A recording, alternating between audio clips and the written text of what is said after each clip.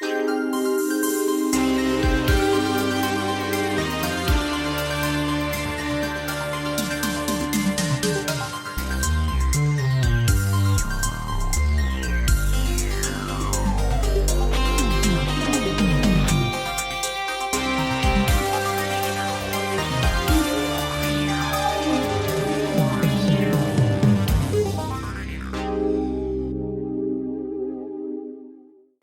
and welcome to yet another episode of Eerie International, episode 501 this week. My name is David from the United States.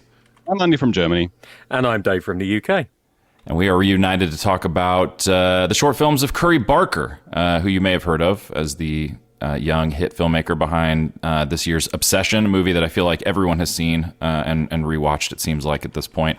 But also, we're back to normal. If you showed up last week for your first time checking out our show, you got a nice full-length movie commentary for a movie you've maybe seen, maybe not seen, and we're potentially very confused as to what our podcast was about because we don't do movie commentaries each week normally. So welcome to the show if this is your first time listening. This should be back to our normal sort of structure. If you did tune in last week and listen and enjoyed that, we're happy that you did. We, all three of us afterwards, after we recorded last week, talked about how much fun we had doing that and how, I don't want to say surprisingly easy it went, and not because we would have issues between the three of us, but I think afterwards I pointed out, I was like, man, we've got a guy, streaming, sending a DVD being played off of his computer in England to a guy in Germany watching it, a guy in America watching it, all three of us doing live commentary, and somehow it came together in a podcast and worked okay. So either we'll do more of these in the future because it wasn't too difficult to pull off and we had a lot of fun doing it, or we've used up absolutely all of the luck we possibly have in making that work without problems and you'll never hear one again. So we'll see what happens down the line. But along those lines too, if there's any particular films out there that we've talked about in the past that whether maybe we liked it, maybe we didn't like it. Maybe you want to hear Dave do a commentary track over Deathgasm. That might be fun. Just make him watch it by himself. Andi and I won't even be on the recording. That would be fun to listen back to. If there are things in that's an easy one because Dave wouldn't even need to watch the movie. He would just for 90 minutes say, fuck this shit, fuck this shit, fuck this shit. Yeah, he just has it. He just is going off of what he could hear in the background. I don't even remember what's happening here, but I bet it's fucking stupid. Like, it'd be a lot of that. So anyway, we're definitely open to the idea of doing more of those in the future. So you may come across one of those down the line. But if this is, like I said, your first time listening, normally we talk about horror stuff in a variety of mediums and subgenres within horror, and sometimes not even a subgenre of horror, kind of just depending on whatever we want to do. But horror is the starting point. We are on social media. We're on Facebook, Twitter, Instagram. I guess we're not on Twitter anymore. I don't even know why I said that. That was muscle memory talking. I guess my tongue's muscle memory. I'm still drinking my coffee, so I'm running a little bit scattered right now. But mostly Instagram. Follow us over there. We usually post what we're going to be talking about and a new episode announcements, stuff like that. And then if you have some longer form thoughts you'd like to send our way, feel free to do so over at our Gmail, eerieinternational@gmail.com.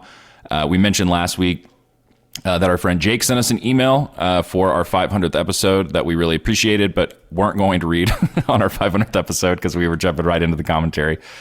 So let's get into Jake's email here. Hello, my eerie friends. Congrats on the 500th episode. As you know, I'm a longtime listener. It was always a pleasure listening to you guys over the years. Thank you for that. Very nice. And also like the wording there, which makes it sound like he was like 500 episodes and now I'm fucking done. So it was a pleasure. Hope the next 500 go well. Won't be with me. All right, back to Jake. I've recently published a short story in the latest Bloody Gore Comics with an X anthology. It's in English for once, so you guys can possibly read it. Have you ever heard of Bloody Gore Comics? It's a small indie label that specializes in trash and extreme gore. The anthologies are uneven, but they have a couple of really sweet titles. I would recommend the books by Steph Dumas, I don't know how to say that. Zombie Commandos from Hell. It's really in the Tim Vigil / Outlaw Comics kind of style. So if you're into Faust and that kind of trashy stuff, I think you'll dig it. But as Steph once told me, it's not comics for intellectuals. It's more in the vein of trauma films if they were comic books. And he sent along a link to their website. If you go to bloodygorecomics.com, this feels like I'm plugging Bloody Gore Comics. I don't know anything about them, so I'm just reading Jake's email here and passing along that info. I did pull up their website. Did look cool. I'm definitely going to check out some of their books, but this is off of what Jake sent us here. Speaking of comics, have you guys ever done the exercise of doing a top 5 of favorite horror comics of the moment? I know, David, you mentioned Hellboy and Cross several times in the passing years, but with time, that list can change. I'm just curious to know what your list would look like now. Here's my top 5 out of order, just for fun, and these are from Jake. This isn't me talking now. Requiem by Pat Mills and Oliver LeDroy. Mountains of Madness by Go Tanabe, which I believe is one of the Dark Horse H.P. Lovecraft adaptations. The Furry Trap manga. by... Yes. The manga, yeah. Yep. The Furry Trap by Josh Simmons. Forbidden Surgeries of the Hideous Dr. Divinus, I forget how you pronounce it, by S. Craig Zoller, and Devilman by Go Nagai. And of course, there are hundreds more, but the goal was just to get you guys to talk about horror comics for fun. And wait, one more bonus pick, Spa by Eric Svethoft. If you like weird nightmare logic, almost liminal space kind of horror, it's a great book. Check it out. I'm so pissed I didn't buy that when it came out. This is David breaking in here to the email for a second. Because I checked it out when it released a couple years ago, maybe 3 years ago. I think Fantagraphics put it out, and I was like, man, this looks great. Maybe I'll get it someday. I didn't, and it is out of print now. So it's like $150 fucking on Amazon. But I did sign up on Fantagraphics website to notify me when they reprint it. So hopefully that'll happen. Back to Jake. Other than that, it's a great year for horror films so far, with Backrooms and Obsession creating their little place in the pantheon of all things horror. I'm so hyped for Resident Evil coming in September and Werewolf in December. Horror fans are so lucky these days. Happy anniversary again. Take care. There's a PS here that I don't know if it's meant to be read out loud, so I won't. But I'll just say that we agree with you wholeheartedly, Jake. And you and I have also talked about it one-on-one, and I'm sure we will more. So I didn't want to just ignore that little piece of the email. But yes, so as we discussed before we started recording, we have some horror comics picks here. I know, and you guys can both elaborate. I won't speak for either of you. I know, at least for Andi and I, they're not in a top 5 format. They're not ranked. And Dave, it sounds like you've got 5 as well, but I don't know if they're ranked for you. They are, but very lazily. Like, you could interchange 2 or 3 of them very, very quickly. Alphabetically. Right, perfect. In order of which they came to mind. Okay. Well, kick us off then, Dave. What are the ones that came to your mind? Cool. Okay. Well, you mentioned Hellboy during that talk, and that was one that completely went over my head, because I do actually own, technically, the back catalogue of Hellboy comics, thanks to a Humble Bundle deal that you pointed me in the direction of some time ago. Mm-hmm. So I've read a little bit of Hellboy. What I've read, I've really enjoyed, and all of the imagery that I've ever seen that's come out of Hellboy, especially the stuff that they bring up in like that documentary that we mentioned a little while ago. Yeah. Was Drawing Monsters? Drawing Monsters, something like that, yeah. Stunning work, like the way that he uses shadows, and I'm basically just relitigating stuff that other people have already talked about. So this isn't my take, this is someone else's take that I absolutely agree with. The way that he plays with absolute darkness and light is really fascinating. There's a kind of, it's not exactly the use of negative space, but it is if you count just pure black as negative space. Yeah. It's just really well done work, and it's been a very inspirational title for a lot of people going down the years, to the point that some people, maybe some people on this panel, have tattoos that were inspired by Hellboy. And yeah, it's just one of those that I think when you're talking about horror comics, it's going to come up a lot. Although it took some reminding for me that I actually owned it and that I have read some. Coming in at number 4, and I swear this isn't just a smoke-blowing exercise. Jesus. I'm not even going to engage with the fact that you ranked these and Hellboy is 5. I'm already pissed off, but it's okay. Keep going. And I'll tell you, the only reason why I've ranked Hellboy at number 5 is because I've not read enough of it to give it a higher ranking. This is probably more a case of these had a massive impact on me reading them than anything else. I'm also just giving you shit. Yeah, of course. Number 4, because I don't love you at all, David, is Universal Monsters: Creature from the Black Lagoon Lives. Oh, hell yeah. Hell yeah. Picked it up on a trip into London with Bianca and Andi some time ago, and we've gone over the story on the show, but basically we were in, I think, Gosh Comics, and they had no, we weren't. Sorry, I apologise. We were in Forbidden Planet, and Andi put I think the 3rd or 4th issue into my hands and said, this would be kind of cool. And I was like, yes, it would. And I immediately bought it.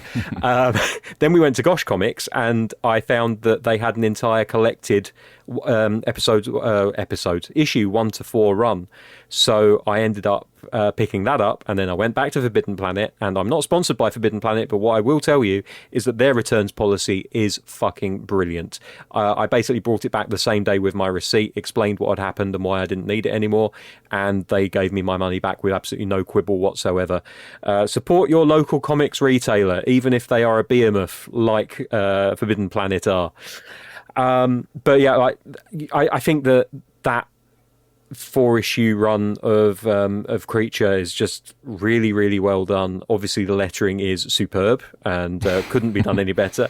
But also, like, if you look at the writing from Dan, is it Dan Watters or Dan Waters? I've always said Waters, but I don't know. It's difficult when you don't have an American accent. Sure. Because you say water, I say no. Technically, I say water as well. Never mind, that doesn't work.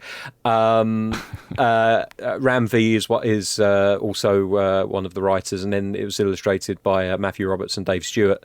Fantastic work across the board. And Trish Mulvihill, I'll throw that out there because she jumped in midway through the series. I only know this because I worked on it. I would not remember that otherwise. Then it was especially awesome for me because Dave Stewart is the main colorist on Hellboy, so that was like a bucket list thing for me. And then Trish Mulvihill coming halfway through, she's also a legend. She colored I think 100 Bullets, and she did a lot of Vertigo stuff back in the day. My apologies to Trish, because Waterstones have done her dirty here, because I'm literally I was scrabbling to find somewhere where I could just very easily get all of the is this a single issue that you have in your hands or the collection? I'm not even looking at my collection because I would have had to walk away from the mic. I'm looking at Waterstone's listing online. I want to say she did the last issue or last 2 issues. It was a scheduling thing, a Hail Mary kind of switch at the last second. So if it's a single issue, her name might not be in it because she didn't work on the first chunk. Okay, so the Waterstones website has done her dirty because this is a listing for the hardback edition. So it should be the collected edition. Website. Is my name even on there? Probably not. No, it's not. But of course I not. knew you worked on it, so of course I wasn't going to not mention that. But yeah, so I enjoyed reading that, and it's not a property that I'm massively familiar with outside of when I believe we reviewed the film on Eerie at one point down the line. It's really one that I've got a bit of a blank spot for, so it was cool to see more from that world, and obviously more things spun out of that particular project, and we'll hopefully continue to do going forward. So far I'm 2 for 2 on tattoos that I already have on me from your list. We'll see what goes. Right. Well, number 3, a series that I picked up primarily because we decided we were going to do a review of it on the show, but also because there was a little podcast that I used to listen to back in the day called Hideous Energy, and I believe that there was a glowing review of many of these editions as they were coming out. Lock and Key at number 3. Oh yeah. Of course, written by Joe Hill, who people will maybe they should know. They're listening to a horror podcast. Stephen King's son, and just a really cool idea with how all of the keys work, and can get really, really dark at some points. I feel comfortable throwing it into the horror category because we reviewed it on the horror podcast, so it must be horror. Yeah. Then number 2, because I want to speed this along, I don't want to take up too much time. I'm going to go for Junji Ito's reworking of Frankenstein. I say reworking. Yes. It's basically he told a pretty legit one-to-one story of Frankenstein, but in manga form, and it's beautiful. And I got through the whole thing in one sitting. Like I couldn't put that thing down, and I finished it super quick. And then off the back of that, I think I ended up another comic that I read because of the podcast. But I ended up basically collecting everything that I could find by Junji Ito. So the shelf behind me has got everything that I could find. Shiver, Smashed, Uzumaki, Gyo. I've even got No Longer Human thrown in there, which I got halfway through. So far, you're describing my exact shelf in my office of my Ito stuff, too. Have you got the cat stuff that he did? The goofy stuff, no. I think I read the first volume of it from a library. I liked it, but I've only bought so far like the hardcover horror collections. Yeah, no, Junji Ito's Cat Diary is pretty fun, but it's not horror at all, so it's not going to get onto this list, unfortunately. Number one, no surprises to anybody who has listened to me talk about this, but it's Berserk. I adore that series. I first saw it on YouTube probably a decade ago when somebody had uploaded all of the old first run of anime adaptation. And then they made another adaptation which went a little bit further through the story, but unfortunately kind of fizzled out. And then after years of telling myself, I don't enjoy reading manga, I don't like collecting manga because there's too much of it and I haven't got the shelf space. I've basically dedicated 2 shelves to the entire leather-bound works of Berserk. And I think I'm 2 issues away from finishing my collection at this point. Yes, I've got 12. I believe there are 14 that collect the mangaka's works all the way up to his unfortunate death. So I'm nearly there with my collection. I'm nowhere near where it comes to reading through it because I realised very quickly that I was racing through it far too fast. And it's kind of like when you know it's the last series of a show that you like and you kind of take your time watching it. I'm doing the same with this. But it's so well drawn. It's a really bleak world, Berserk. There's an awful lot of content in there which would be very triggering for survivors of SA and things like that. So I definitely, there is the caveat there that you need to be prepared to enter into this world because it's very dark and bleak, and there are a few shining moments where hope manages to kind of poke through, but for the most part you're in for a really bumpy and depressing ride. But there's just something about that, the way that this story is told, the way that it's drawn, just keeps me coming back. There are some amazing visuals in this show, and more so in the manga. And it's one of those ones that I just, every time someone asks for a recommendation, I'm like, how squeamish are you? Because have I got one for you? But yeah, that would be my number one. So I thought I would struggle to find 5. And, that's a good list. I just about made it, thanks to the reminder about Hellboy. But yeah, that's my 5. Guys, what about you? Andi, why don't you go next? Because I have a list too that's a little bit longer, and so I'll just kind of truncate however much I need to after you go first. Kind of. Like, I'm kind of cheating. You go first between the two of us. I have Lock and Key as well. It's not just a great horror comic, it's just one of the best team books, I'd say. I was so impressed just how well the team fit together. It was a writer that came from the prose world with an artist, and the writer not taking over with the written word. So that makes sense. Just words and artwork go hand in hand in this series, and that was so impressive. And then it also tells a great story. Batman: Arkham Asylum.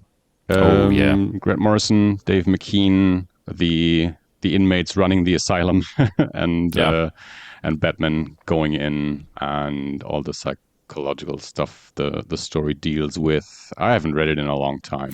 Dude, also, I'm having all of these reactions to that. We have to do this. I'm shocked we haven't done Arkham Asylum on the podcast yet. I think so many people don't remember how horror it is. Like it's just a Batman classic now. But when you look at it, even just looking at those McKean pages, Yeah, well, we should do it.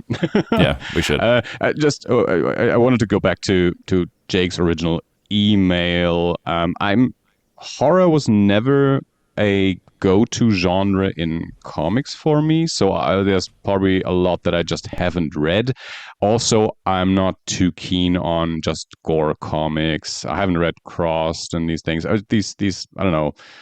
Tim Vigil and all that stuff. I'm a little bit interested in it, but it's nothing that I seek out, just because it's not totally my bag. So that's also why Batman: Arkham Asylum is a book that comes to mind for me first, instead of other comics that would be more obvious horror comics. Then, just to mention a German comic book, Gorehouse, a 4-issue series by Thomas Sluzelek. The first 2 issues are out. The 3rd and 4th are upcoming. He did all these issues via Kickstarter, and on the Kickstarter page it says, Gorehouse is about a young horror freak called Lucio and his quest to rescue his girlfriend Daria from the evil that lurks inside the demonic Gorehouse. It's a fun comic with a lot of homages to other horror franchises, to horror comics and horror movies. Thomas Sluzelek is a great guy, great artist. I've talked to him a couple of times at festivals, and I always, if I have the opportunity, like to plug German things. Yeah. So Gorehouse, and then, so what did I say?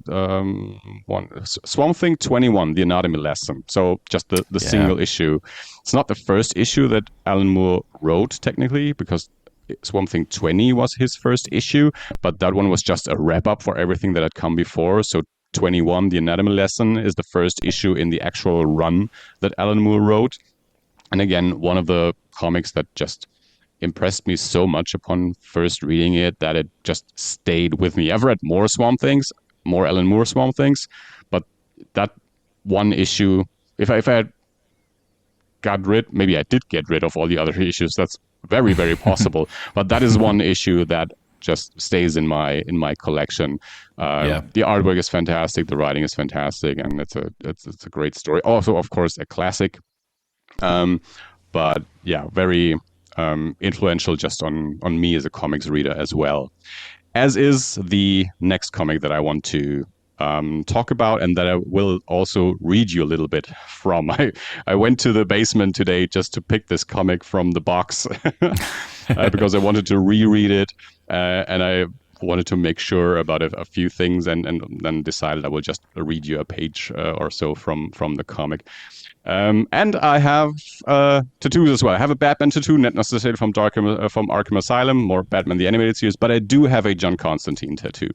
And this is Hellblazer number 101 from May 1996. So this comic book turned 30 years old this year that I'm holding in my hand, this single issue. That was the time when Paul Jenkins was the writer on Hellblazer. I think that's an era that's pretty much forgotten. I don't even know if they reprinted his whole run, because there were bigger names on that book. Jamie Delano, of course, starting it, and then you had Garth Ennis and Warren Ellis and Brian Azzarello and other artists that are more significant. Although this run was drawn by Sean Phillips, and Sean Phillips alone should be a reason to keep these books in print. Maybe they are. I honestly do not know, but for a long time I thought that Jenkins' run was the one that they never reprinted. Also, Sean Phillips painted the covers on this run, and these covers alone are fantastic. Of course, that's an era when Sean Phillips wasn't working digitally yet. But this issue is not drawn by Sean Phillips. This issue is drawn by a guest artist. I think, let me look it up. Yeah, Al Davison is the guest artist on this issue. So as I said, 101. And this is probably the first Hellblazer comic that I ever picked up and read. So I've not read, I think I've read one issue that came before this one, but I've not read the whole story. But as far as I know, around issue 100 being the 100th issue was a very special issue, conclusion to a big story arc where Constantine battled a lot of demons or whatever and had a tough time doing that, and is still recovering in this issue 101. So he spent time at the hospital. He is still supposed to take care of himself. He's not back at his full power yet, and his mates decide they will take him to a football game. So I thought this is, if they've ever read one issue of Hellblazer, this probably should be it. The very first caption on the first page, it's Saturday and Arsenal are out of the cup.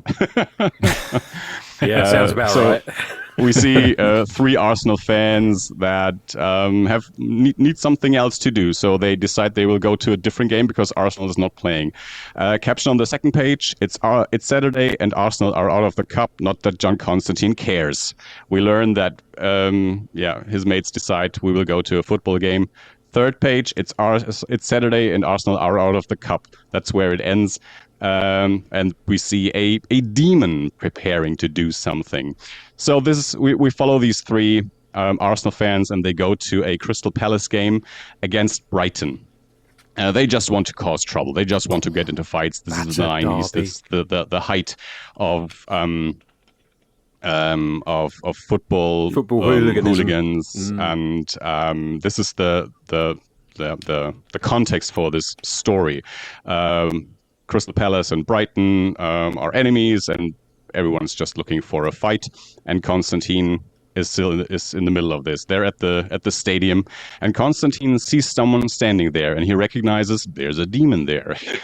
I'm going to go and introduce myself. And he says, well, what are you doing here? And the demon says, well, who are you talking to me? And Constantine says, well, I'm John Constantine. Some of your colleagues might know my name. Maybe you've heard of me too. And he asks the demon, who are you? And this is the demon's answer, and this is what I wanted to read you. I am Havoc incarnate. I am Heysel Stadium, a clash of rivals, the eruption of insanity on the terraces. I am 30 innocent children crushed to death under a wall. I am Rio de Janeiro, a disputed penalty call, an unexpected loss for the home team. I am the madness that spills onto the field, a murdered match official. I am 70 others dead and dying. I am Bernabeu, a sudden frenzy that sweeps through the streets and leaves only destruction in its wake.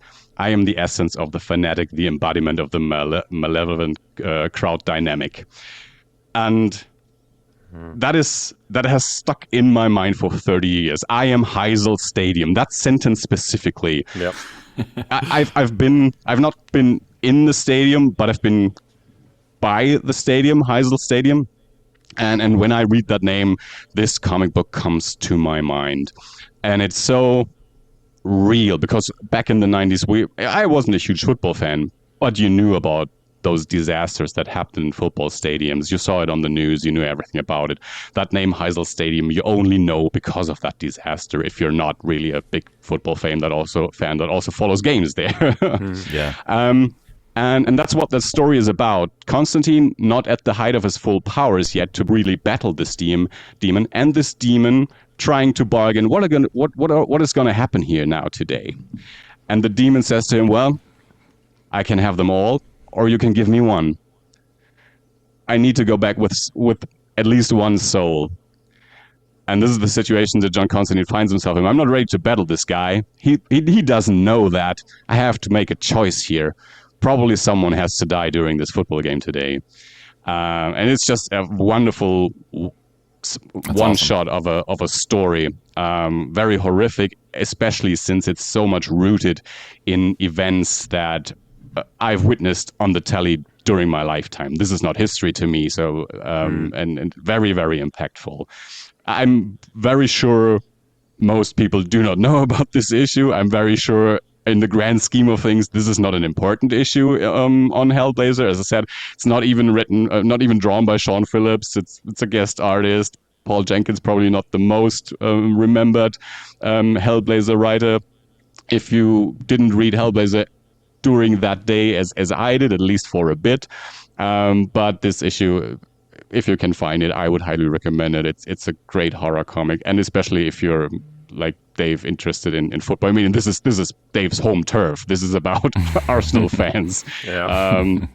So yeah, that's the one that I wanted to mention. I want to co-sign Jenkins too. He's a writer who I've always sort of rooted for, if that makes sense. I don't want that to sound condescending, because he's definitely like made a big impact in a lot of ways in comics. But like you said, he's not necessarily remembered now, and I think is ways that he should be. Like this gets shit on every once in a while, but it was definitely formative and impactful on me growing up. But the work that he did for Marvel Knights when he was at Marvel, the Sentry miniseries, I absolutely love. The Inhumans miniseries that he did with Jay Lee. And then he did an Airboy comic for Vertigo years later that I absolutely love. And Starman, I'm skipping over Starman. That was massive for DC. He also wrote the League of Extraordinary Gentlemen movie, which I would not include in his list of his accomplishments, but it is a fun sort of fact. I think I have that right. I might get him mixed up. Sorry, let me just question. I am. James Robinson. I'm mixing him up for some of that. So James Robinson's Starman, not Paul Jenkins. Sorry, I conflated the two. But Jenkins did do the Marvel stuff, Airboy, that stint. He's done a lot of, I think, Vertigo in those. He's British, I'm pretty sure, right? So it would have been in that era too of kind of like the Mark Miller, Grant Moore. Like, I don't know if they called it British Invasion at that point, but it would have been like early 2000s. Ultimate Universe was starting, all that. Anyway, so he's always been somebody I've really liked, but I think kind of it was easy. I don't know what else he's done or if he's shifted out of comics, but you see it happen quite often where there are writers who have kind of their stint and then whatever they do next just doesn't connect with or resonate, or the publishers have moved in a different direction. But I've always thought he's like a very underrated writer. And as soon as you mentioned him doing this issue, I was like, man, this sounds like the Paul Jenkins I loved back in the day. Like, he could do these really impactful stories. And I think wasn't appreciated enough in some ways. I don't know. Of course, knowing our luck, he's fucking listening to this right now and is just like, this piece of shit. Like, I didn't disappear. What's he talking about? But it's complimentary for sure. I think Paul Jenkins is a pretty great writer and doesn't get his due more often than not. And he's not James Robinson. All right, okay. So I kind of cheated a little bit here for mine. So I don't have these, as we mentioned, in any kind of order, but I did want to blast through them. So back in 2019, on my Instagram, I did a sort of like recommendation of horror comics that at the time in particular, I was looking at from the perspective of ones that are off the beaten path, not necessarily in terms of like they're more edgy or graphic or whatever, pushing envelopes, but more so ones that don't get recommended, because and I haven't looked in more recent years, but especially at the time, anytime you looked up, best horror comics or whatever, it'd be the same shit over and over and over again, which is fine. A lot of them are great. So at least, this is a 7 years ago now, list. At the time I was trying to do something that was a little bit off of that. So I'll just kind of like speed run these really fast. I think there's maybe 8 or 9 of them. The first one's Daybreak by Brian Ralph. I also didn't look up print status for some of these. So some of these might be out of print, might be easier to find them digitally, potentially too. But Daybreak by Brian Ralph was one that I believe Drawn and Quarterly put out. And at the time I remember we talked about it on Hideous Energy back in the day. I remember being pretty cynical about it before having read it. Austin probably is still cynical about it to this day, but I don't know that he's read it, because the whole premise of the book is that it's a zombie, like post-apocalyptic zombie book in a more I don't want to say cartoony, people shit on that for good reason, but in a more stylized look, let's say. But the entire graphic novel is in first person, so you're seeing it from this protagonist's literal point of view. As you make your way through the book. It won me over. I remember at the time thinking when I heard about it, this sounds gimmicky as fuck. I'm not going to be into this. And I really liked it. I've held on to it, reread it over the years. I believe one year at SPX, Brian Ralph was there and I got it signed. But it's one I definitely throw out there when this topic comes up because I think it's pretty cool. Also, amazing production design. If it still is in print, if you're able to find a used copy of the hardcover, Drawn and Quarterly did a great job with it. I have a very specific Hellboy recommendation on this list. I think, obviously, I would co-sign Hellboy with Dave and with Andi, just in general. The one I picked for the list was the original graphic novel, OGN, if you will, that Mike Mignola did with Richard Corbin, who is Mount Rushmore Hellboy artist for me, for sure, I think for most people. But this one was called House of the Living Dead. And specifically, it's sort of a follow-up to Hellboy in Mexico, which was, I believe, at least one, maybe a one-shot, maybe a 2-issue miniseries. They've gone back to that well a couple times, Mignola did. But it's in one of the movies. It's in the shitty David Harbour movie where he's doing like lucha libre, luchador shit in Mexico, and he's fucked up and drunk, and he's fighting monsters and stuff like that. This is sort of a follow-up story to that, and it leans even more into kind of classic horror stuff. Frankenstein's monster shows up. There's more lucha libre stuff. I think Dracula fucking shows up. That might be a spoiler. I think there's a werewolf on the cover too. So it's more specifically kind of classic old school horror. Next book, I've mentioned this on the podcast a million fucking times. It's not straight up horror. Again, this is off the beaten path, but it is about a team of people making a horror film, an indie horror film. That's Penny Nichols. Nichols as in Mike Nichols, Nichols, by MK Reed, Greg Means, and Matt Weigel, and it is a sort of slice of life comedy with horror mixed in the sense that they're on a film set about this girl kind of finding her crew of people, and really liked it. I've recommended it a lot.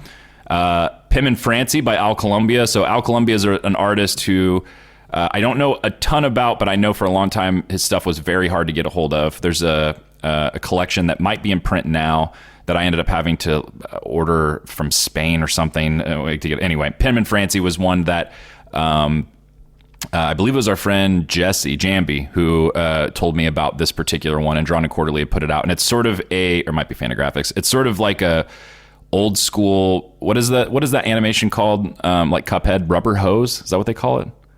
Like that old school Betty Boop kind of. It has some term. I forget. That's the weird thing. I know exactly the style you're talking about. I just have never associated a name with that term. And I think I might be mixing this up. No, you've probably heard something that I haven't, to be fair. Okay, maybe. I also credited James Robinson with Paul Jenkins' work earlier, so who the fuck knows? But Pim and... What'd you say? I said I'll have a look and... you'll have a look. And look it up, yeah. So yeah, anyway, Pim and Francie is like sort of a collection of, there's kind of a narrative to it. Some of it looks like it's old school, like production art for this cartoon that never existed. Very atmospheric, very creepy. One I never see recommended, so I added it to the list. Neonomicon by Alan Moore and Jason Burrows. Alan Moore, and I believe with Jason Burrows on all of this shit, did a bunch of Lovecraftian stuff for Avatar, I believe who put it out at the time. It can get pretty hardcore, especially in Providence, which is maybe the one that's a little bit more known. I might be mixing these up. It's been years since I've read them. But if you want a Lovecraftian thing that's dealt with, very earnestly, because it's Alan Moore, that'd be one. Bottom Feeders by Ezra Clayton Daniels and Ben Passmore. This was a big awards darling kind of critical hit when it came out. It's fantastic. Gentrification, racial stuff, all kinds of topics within this apartment building, and then with a sort of like Cronenbergian kind of body horror layer on top of it. Like our friend Jake, I also have Josh Simmons' work on here, The Furry Trap. We've had Josh on the show before in the past. Huge fan of his work in general. And then the last two were another Mignola book, Mr. Higgins Comes Home, with art by Warwick Johnson Cadwell, more of a Hammer horror kind of influence from what I remember. And then the last one I have on the list is horror, but more if you're looking for something a little bit more accessible, whether it's you're not like hardcore into horror or you're looking for something maybe for your kids as well. This is a book I read in college for the first time and absolutely loved. So it's not just for kids, but Beasts of Burden by Evan Dorkin and Jill Thompson, which is essentially about a bunch of neighborhood animals that protect their town from supernatural threats. So there's neighborhood cats and dogs or whatever that can see that this shit's going down and stop it before it affects the entire town, and it's pretty cool. That's fucking cool. Like the Musicians of Bremen, but zombie fighting force. I remember I think I was talking to, I think it was an interview we had with Jared K. Fletcher back in the day on Hideous Energy, and I remember I think about this every time this book comes up, or honestly even Evan Dorkin comes up, because I think, I want to say Jared K. Fletcher, if I had to guess, if I remember correctly, is probably closer to your age, Andi. And so he's older than me, knew Evan Dorkin for probably the same reasons you knew Evan Dorkin. But when we were interviewing him, I was like, oh yeah, I love Beasts of Burden. And I had no clue at the time. I would have been in my 20s that he had done Milk and Cheese. Maybe Milk and Cheese I was aware of, but like his whole career as like a alternative sort of comics guy before Beasts of Burden hit, I was not aware of. I've since brushed up on that, and I'm a fan of his other work too. But yeah, that was one that kind of put him on the map in a different way, which was cool. So I might have to look that up, even though you said it's more kind of family friendly. That sounds like my kind of thing, to be fair. It's more family friendly than the rest of the list, but yeah. it's still I would say like PG-13 teen horror sort of, like, in terms of, because people die and shit from what I remember. Like there's definitely like horror, but it's the art by Jill Thompson's gorgeous. It's all like watercolor painting kind of stuff, and I want to say Nate does the Nate Picos of Blambot. I think he does the lettering. So anyway, good looking book. I don't know now what the collections are like or where to start. At the time, it was a lot of Dark Horse style, like let's do a 3-issue miniseries, then we'll do a 5-issue miniseries, and then eventually they kind of collect them together. But there's not like an ongoing arc in that sense. Like it wasn't a monthly book. I do know they meet Hellboy at some point. I've got a one-shot in a box somewhere where those cats and dogs meet Hellboy. He shows up. So nice, cool stuff. Okay. That's all of my list, I think. Anybody want to add anything else? I think we're good. Something did occur to me, which I'm laughing to myself because I was really high on this when it came out and collected many, many volumes, and then it completely just went over my head until you started talking about zombies. The Walking Dead. Like, I don't know if any series has had such a dramatic fall from... I'm not going to say grace, but something that I was so obsessive about and interested in and invested in, I've never known it to go to the point where I completely forgot that it existed. Well, it eventually got overshadowed by how big the the property was. Like, I think that's it. It's the oversaturation of TV shows and... Yeah, and I'll be honest, like, and spoilers for anyone that doesn't want to know the outcome of certain characters' character arcs, but I think the last book that I bought that I was bothered about was when Glenn dies. And then after that, I kind of checked out. And the same with the TV series. It's kind of amazing how those kind of those paths were so symmetrical with my interest in the show. But the comic was massive for me too. When I was in college, I want to say I caught up to where it was coming out. I had started going to a comic book shop in Muncie when I went to Ball State and met that's where I met Austin, all that stuff. So it was that era. And I remember I got the trades up until, and I want to say it was the Governor Prison art. It was like issue 50-ish around where they were at the time. But yeah, I remember specifically buying like a stack of those trades and going to the library to study for a test and not studying for shit. I just sat there and read all of those comics and then went to the shop, bought the single issues that weren't collected yet.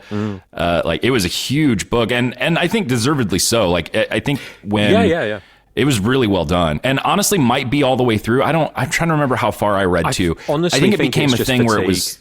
Yeah, I was going to say, I think more than anything, it wasn't like that it got bad. It was a very long running book. And by design, it was supposed to be one of those where it's like, it's the zombie apocalypse where like the story doesn't end. Here's like what everything that keeps until it very abruptly ended. Not in a way where it wasn't planned, but in the kind of a surprise way where one week they were just like, this is the last issue. Like we're done. Yeah. It wasn't announced ahead of time. They've gone back to that. I think solicited further issues, right? Because you would, I think so, need to do that in previews because they solicited the books 2 months in advance. So I saw a video they needed about to keep the game going without telling. Which people. I thought was cool. Like Kirkman's big on shit like that. They've done that with other things too, where like, you know, if you pre-ordered this book and it comes in a blind bag and it also has the full issue of a new series that's not coming out for 6 months or something, you know, he would do stuff like that, which I think is pretty neat. But yeah, absolutely. It just kind of ended there. They've gone back to it for sure. I'm pretty sure it comes out monthly right now in color. I think that I don't know if it's still ongoing, but they eventually started doing a Scott Pilgrim thing where they colored the entire, because the comic was originally just black and white. So I think it's even coming out again now in a new format. So it's still around, but yeah, I reconnected with a friend recently, and like that's her favorite show of all time is Walking Dead. She's seen every episode. She rewatches the seasons like it's a comfort kind of show for her. I mean, I think she knows a lot of it's not great, but it's one of those like pop culture things. She's watched the spinoffs, like she's gone to horror conventions and met cast members and everything. I would be surprised if she's read a single fucking balloon of the comic. I wouldn't be surprised if she even knows that it was a comic. Like it just got so much bigger as a property and as a pop culture thing that But people forget too, as a comic it was massive. Like that was one of the kind of starting points for Kirkman's trajectory. I'm not a Robert Kirkman scholar, but from what I remember, because I don't think anybody really expected it to pop the way that it did. And then between that and Invincible and everything else, that's when it all started to go. It's one of those I think to myself, I've been umming and ahhing about whether I keep hold of the ones I have and potentially maybe buy a new one and see if I get the old itch back, or just sell them all. Although it's a faff in this country to sell your books. It's not like you can take it to a brick and mortar that's going to just pay you a decent amount of money for them and just take them off your hands. You have to sell them online or anything like that. Right. But a TV show, I'm kind of like, it's all, I think you can get it all through like Disney Plus and Hulu and that. So there's part of me that's like, maybe I should just pick it up again because I like the people involved. I'm still bummed about Glenn, but like there's, it obviously had a tail on it. And then I remind myself of all of the discourse about how the TV show really wasn't good by its end. By the time I was tapping out, there was a lot of people that were like, oh, this show isn't any good anymore. I mean, I tapped out in season 2, so it really, I remember you saying on Hideous Energy, I've got a vivid memory of being in a hotel room in Japan listening to Hideous Energy and you and Austin talking about The Walking Dead and one of you saying specifically, it's really not very good. Yeah, I don't even think Austin watched season 2. I don't even know if he finished the first season. I think the first season, from what I remember, was pretty good. It was all the Darabont stuff. Like it was. We had like a viewing party at the comic book shop, and people were that like had a big kind of event for it, and but then it became quickly I don't even know how many seasons there are. I'm gonna guess like 10 to 15 or something. Probably. There's probably a bunch. Probably. Yeah. It's an interesting tale that you don't see with every franchise, where it goes on for so long that new people jump in, old people jump out, and Especially horror. Yeah. It's just I'm not used to being that kind of. I say that kind of person like it's a bad thing. It's not a bad thing at all. Have standards and leave something when it's not doing it for you, people. But normally, like when I invest in a show, that's it. I stick with it until there's no more being made. And Walking Dead is that kind of anomaly for me, where it's like, I didn't bother with the rest of that one. Yeah. But there we go. Anyway, sorry. I've sidetracked us enough, but I thought I should bring up The Walking Dead because it felt like a pretty glaring omission for my list anyway. Jake, I hope that was a sufficient answer. We really stepped up for that email in a way we never have. Maybe so. Good long list of recommendations for people too, I guess. Okay, let's very quickly run through whatever we got into this past week. I only have one thing. I'll kick us off. I just wanted to very quickly mention it. I rewatched 28 Years Later, The Bone Temple, the sequel. I'll say the sequel, the second installment in the 28 Years Later, hopefully trilogy. I had not seen it since the theater. When I saw it in the theater, I maybe mentioned this on air, I can't remember. I missed the first 10 minutes, maybe, I want to say. I was uncharacteristically late to theater. There was a reason, I won't get into it, but I did not get there on time. So I knew what happened in the course of the movie, that Spike was forced to kill another one of the Jimmies in sort of a, tryouts, Dark Knight, snap a pole cue in half kind of deal. What I did not know until watching it this time, for the second time and seeing the scene, is how fucking violent that opening is. Andi, you've seen it, or you've seen it too, Dave. Okay. Holy fuck. That was one of the grisliest I honestly think it's probably worse than anything else in the movie. And this is a movie that has people getting fucking skinned alive. There's some wild shit that goes down. And that opening part is brutal, both in terms of just the gore and the amount of blood and the way it goes out, but then also just the tone of it. It's so bleak. Anyway, that was my biggest. I really like I like both of the 28 Years Later movies quite a bit. Slightly different reasons for both of them, but also just as a whole, I love the world. I love the characters, everything about it I'm into. And I loved it the second time around too. Thought it was great. So just wanted to shout out that opening femoral artery getting cut sequence, because holy fuck. So that was it for me this week. What about you, Dave? Nice. So I actually watched this a couple of weeks ago in preparation for our 500th episode. And then we decided that, and for good reason, that we weren't going to delay things with the commentary. So we pushed it to this week. So after many weeks, months and years of mentions of this movie, I decided I should probably sit down and watch it. It's a mid-2010s New Zealand movie about a displaced teenager who's taken... Such an asshole, Dave Roberts. I know. He's taken in... Your text made it sound like... I'd rather not ask his reasons. I don't want to have a discussion about this. So anyway, he's taken in by his aunt and uncle, and then chaos ensues throughout the rest of the movie. Of course, I'm talking about 2015's Deathgasm, and I still fucking hate it.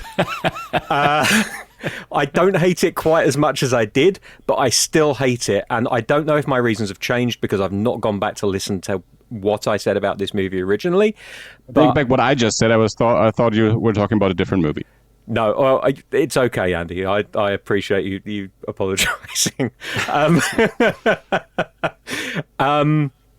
Yeah, like the annoying thing about Deathgasm is that it's got this brilliant setup and like a great concept, and then it ruins it by just making a bunch of penis jokes and sex toy jokes and an entire section where they kill zombies using flaccid cocks and sex beads. Just reminding me all the reasons I loved this movie. I know. From what I remember.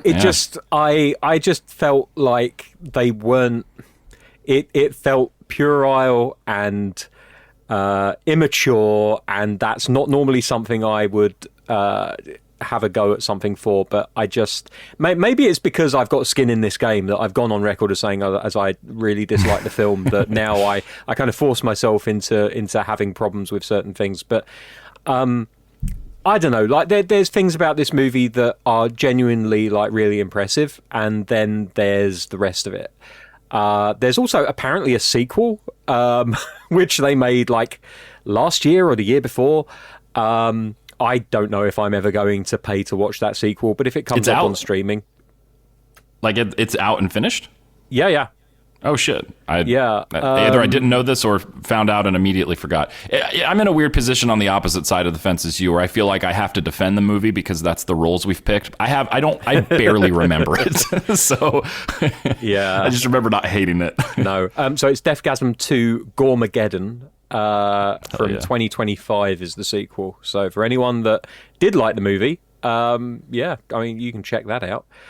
And then the other thing that I watched a mid-2010s New Zealand movie about a displaced teenager who's taken in by his aunt and uncle and then causes chaos throughout the rest of the movie. Hunt for the Wilderpeople. God damn it. No, I say you're a fucking asshole, Dave Roberts. You misled me twice.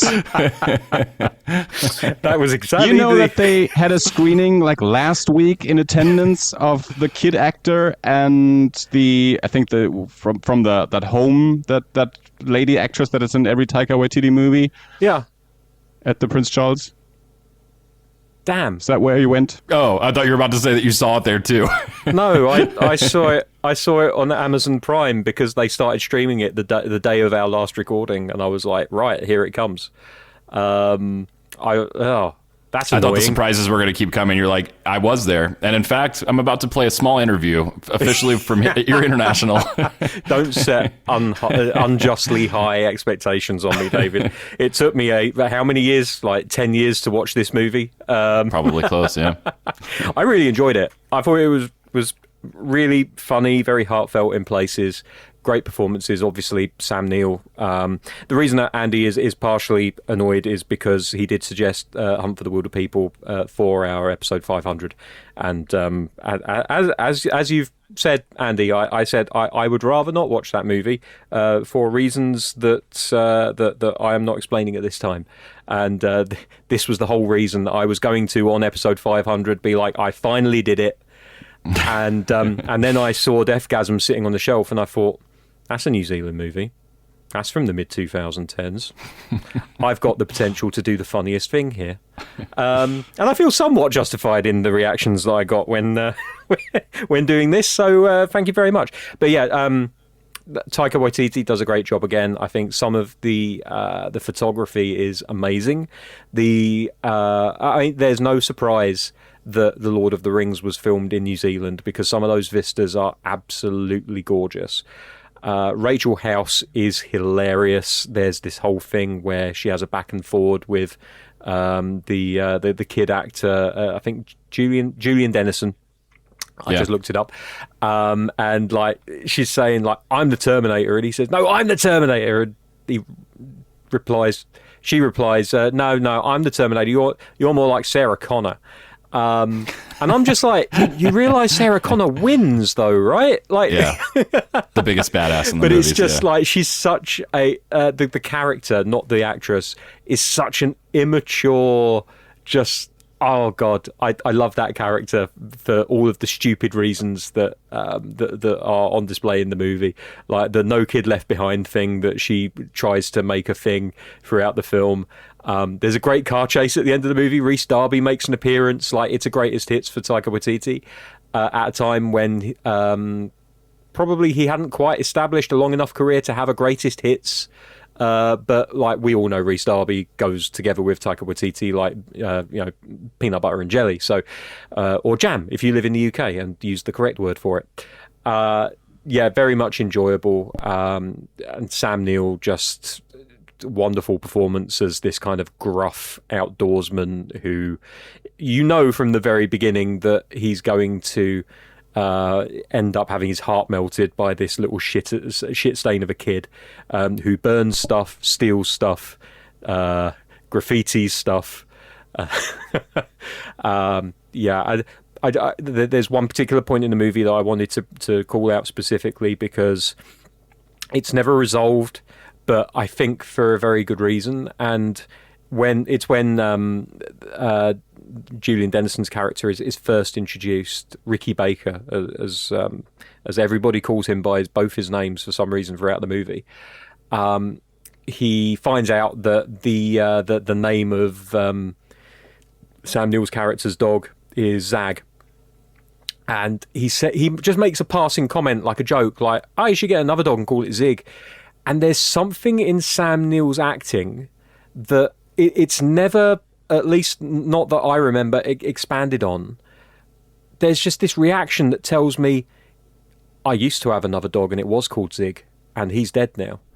And he told me that with no words, with literally just a look and a reaction. And I am probably reading far too much into it, but I think that he is so good in this film. And I'm very annoyed that it took 10 years and his unfortunate passing for me to decide, and a 500th episode, for me to decide I should finally go out of my way to watch it. But there we go. Apologies, Andy. I will never do this to you again.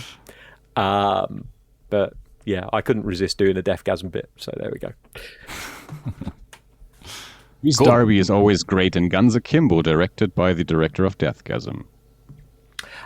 Well, That's there you right. go. I'm glad that the Deathgasm director got it out of his system and then made a good movie.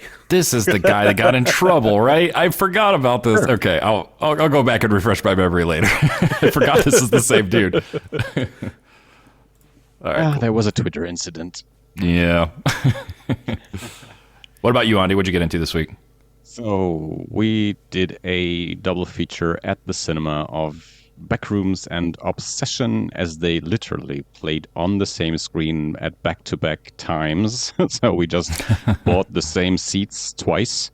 And it was the Backrooms Everything Must Go edition, the longer cut that they released after a few weeks of the movie already having been in theaters and having been a huge success. We just waited so long that they released a new cut of the movie. I'm not entirely certain of what's different, except for I think it's that just there's stuff at the another end. short film after the end credits. I don't know in the actual movie. I don't think there's any difference. I don't think it's a different cut. I think it's just extra stuff. Okay. Yeah. I thought they may have added a scene or two in the actual movie, but I didn't look up. And then there's, as I said, after the credits, there's a whole short film that is has nothing to do with the movie itself, or at least doesn't feature any characters from the movie itself. So anyway, Backrooms, Obsession. I will just talk about both of these at the same time. Two movies that Jake mentioned in his email as the 2 big horror hits of the year. Everyone loves them. Horror is back on the map as it is every few years when there's 1 or 2 big hits in cinemas. And you know these cycles. We've been doing this show for 11 years. We've gone through a couple of these. I think both. I'm speaking on behalf of David here, but we just both really enjoy and appreciate your very dry delivery when you talk about these things. Yeah. Also because you already know what I thought of these movies because you asked me last week. Yeah, it has the same sort of defeated energy that I also love when you're like, yeah, the golden age of television, huh? Yeah, sure. Yeah, fuck you all. When was the last time you heard anyone talk about the golden age of television? Has it gotten better since then? Yeah, exactly. So anyways, these are 2 movies that my wife Bianca wanted to see, especially Backrooms. She had been waiting for months for this movie to come out, but then when it came out, she was hesitant to go because the movie was so successful that she was wary of all the people in the cinemas that we have to yell at to shut their mouths.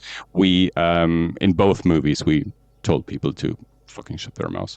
So, anyways. Hell yeah.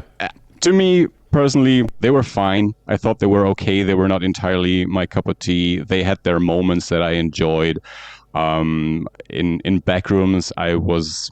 That short after the end credits, I thought was great. I thought that concept worked well as a short film. I'm just not into the liminal spaces stuff. That's just not very interesting to me.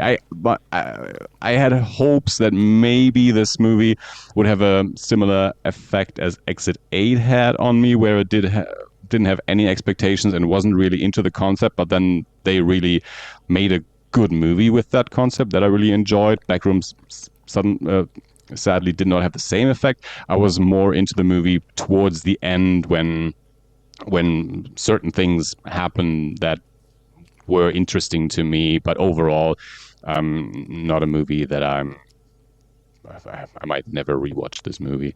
Obsession, I might rewatch at some point, but still I was very into the movie in the beginning until the conversation in and out of the car happens. He brings her home and they have a conversation and it goes on forever. I thought, okay, now you're losing me. Wrap this up. This fucking conversation needs to end. And then everyone I know is praising the lead actress, and everyone says she's an immediate star and her acting choices are so great. And she is good. But also I learned about myself that I think I just don't like these over-the-top performances. Everyone's still clamoring for Toni Collette to get a belated Oscar for her performance in Hereditary. And I don't like these performances, apparently, that go to 11. I haven't seen Joker, but I remember David and other people talk about the most acting isn't necessarily the best acting. And I'm not comparing her to Joaquin Phoenix because, as I said, I haven't seen Joker. But Cooper Tomlinson, that's my MVP in Obsession. Every time he was on screen, I was excited. That the subtle performance that he did, that was great. Exciting to me. When I watched the movie, I did not know that he is the creative partner of Curry Barkers, that they are that comedy duo that did the whole YouTube channel thing. So I had no idea who the guy is when I saw the movie, but his performance excited me. And then I looked him up and learned about his connection to Curry Barker. And she was good as well. Just these moments when she goes so over the top don't impress me, don't engage me as much. So the movie itself, as I said, had its moments that I enjoyed. I didn't hate it, but also not necessarily a movie that I'm keen on rewatching anytime soon, or maybe ever, who knows. Then a movie that I enjoyed, that no one else on the planet either watched, or if they watched, enjoyed. The Trove from 2024, directed by Rupert Sanders. A movie that everyone had decided once the trailer dropped, we're not gonna watch this. This is horrible. this is blasphemous even. The, and I'm not you gonna said The argue- Crow. The Crow, yes. The Crow, I saw got that. it. I saw that. I did not, and I it am was on shocked stream. by this revelation. It was on streaming, so I was like, yeah, go on then. I didn't pay to watch it. Jesus. I didn't either. Good for you. but I was looking for the opportunity to see the movie. I was seeking it out, not necessarily paying for it, but I was trying to find it. If our library had it, I would have seen it earlier. Currently, we have a free month of Amazon Prime. They had it, so I watched it. I made sure to watch it. I'm not saying it's a fantastic movie that everyone needs to see. If you are one of those people that just can't live with any other version of The Crow that isn't Brandon Lee, you're not going to like this movie. Although you didn't even know about The Crow. Once you learned about The Crow, there were already other movies and a TV show. And yes, it's based on a comic book. Big revelation for anyone. So, I was interested in seeing this movie because it was directed by Rupert Sanders, who's probably a shitbag. But Yes, I don't know anything about him. if you look up Rupert Sanders, you will learn that Kristen Stewart cheated on Robert Pattinson with that director. This is the That Huntsman director guy. who was Yeah. 19 years older than her, but she Yeah. is the one that cheated on Robert Pattinson because they were the it couple from those movies and everyone knew them, and no one cared about the married man Rupert Sanders at the time that Okay, I had know an this is affair now. with a lady in her 20s that made a movie with him. As you see, I did some research over the past couple of weeks, and every podcast that comes up is Kristen Stewart cheated, and every other article as well. Anyway, I liked Snow White and the Huntsman. I liked his Ghost in the Shell. Especially, I thought these movies had a certain visual style that I enjoyed. Again, not the greatest movies, but I enjoyed them, and they had something that looked different from your other journeyman directors' movies. And when I saw the trailer, I like it's Bill Skarsgård, the young one, right? Yeah. I like him, and I was hopeful that the movie had a certain visual style that I could get into, and that was the case. Now, if you leave all your baggage that you carry with you about what you think The Crow is and the old Brandon Lee stuff and whatever, it's an enjoyable movie. I liked especially the visuals of it. I liked the score and the music were great picks. Great hand in hand of sound and visuals. I think it's an okay movie that deserves a chance if you would just leave your Crow baggage behind. So that's my my I don't know, big plea. No, I don't care if you like the movie or not, or if you watch it. But I was keen on seeing it, and I'm happy to report I didn't hate it. I had a decent time with it. So that's it. I mean, I remember, just to piggyback off of you, if I may, Andy. I enjoyed it for what it was.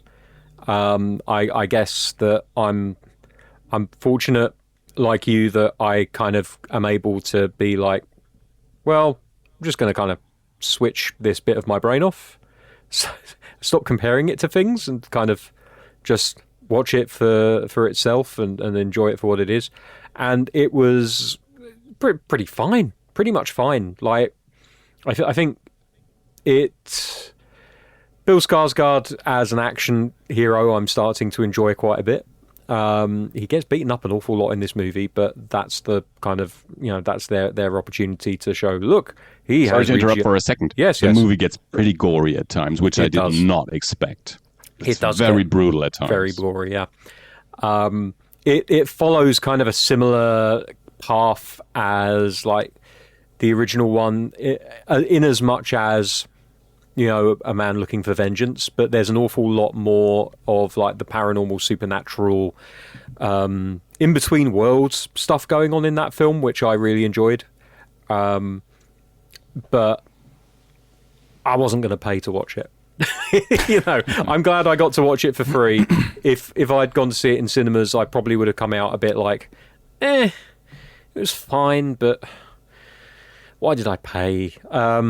Yeah, it's a solid enough movie. It's no Masters of the Universe. That's what I was saying. See, I don't remember if it's because of the poster or a trailer, but whenever I think of this movie, I think about him with a sword all the time. Does he have a sword in this movie a lot? There is a samurai sword. There are samurai swords, I think, if I remember. Am I remembering that right, Andy? I think there is. I'm sure there is. It's not a thing that he carries around all the time. He's not not all the the time, pro with no. the sword. Okay. No, I think when He may use a sword in a scene. That is probably true. I think if I'm remembering correctly, it was when he busts into it's like an opera house or something. Yeah, that's what it looked like in the trailer. Okay, a fancier place. That's one of the gory scenes. He's fighting a lot. I'm sure there's a sword involved. He probably takes it from the wall. Maybe I'll watch this movie. We'll see. I'm a slight step closer to watching it, but I'm still very, very hesitant. So, okay.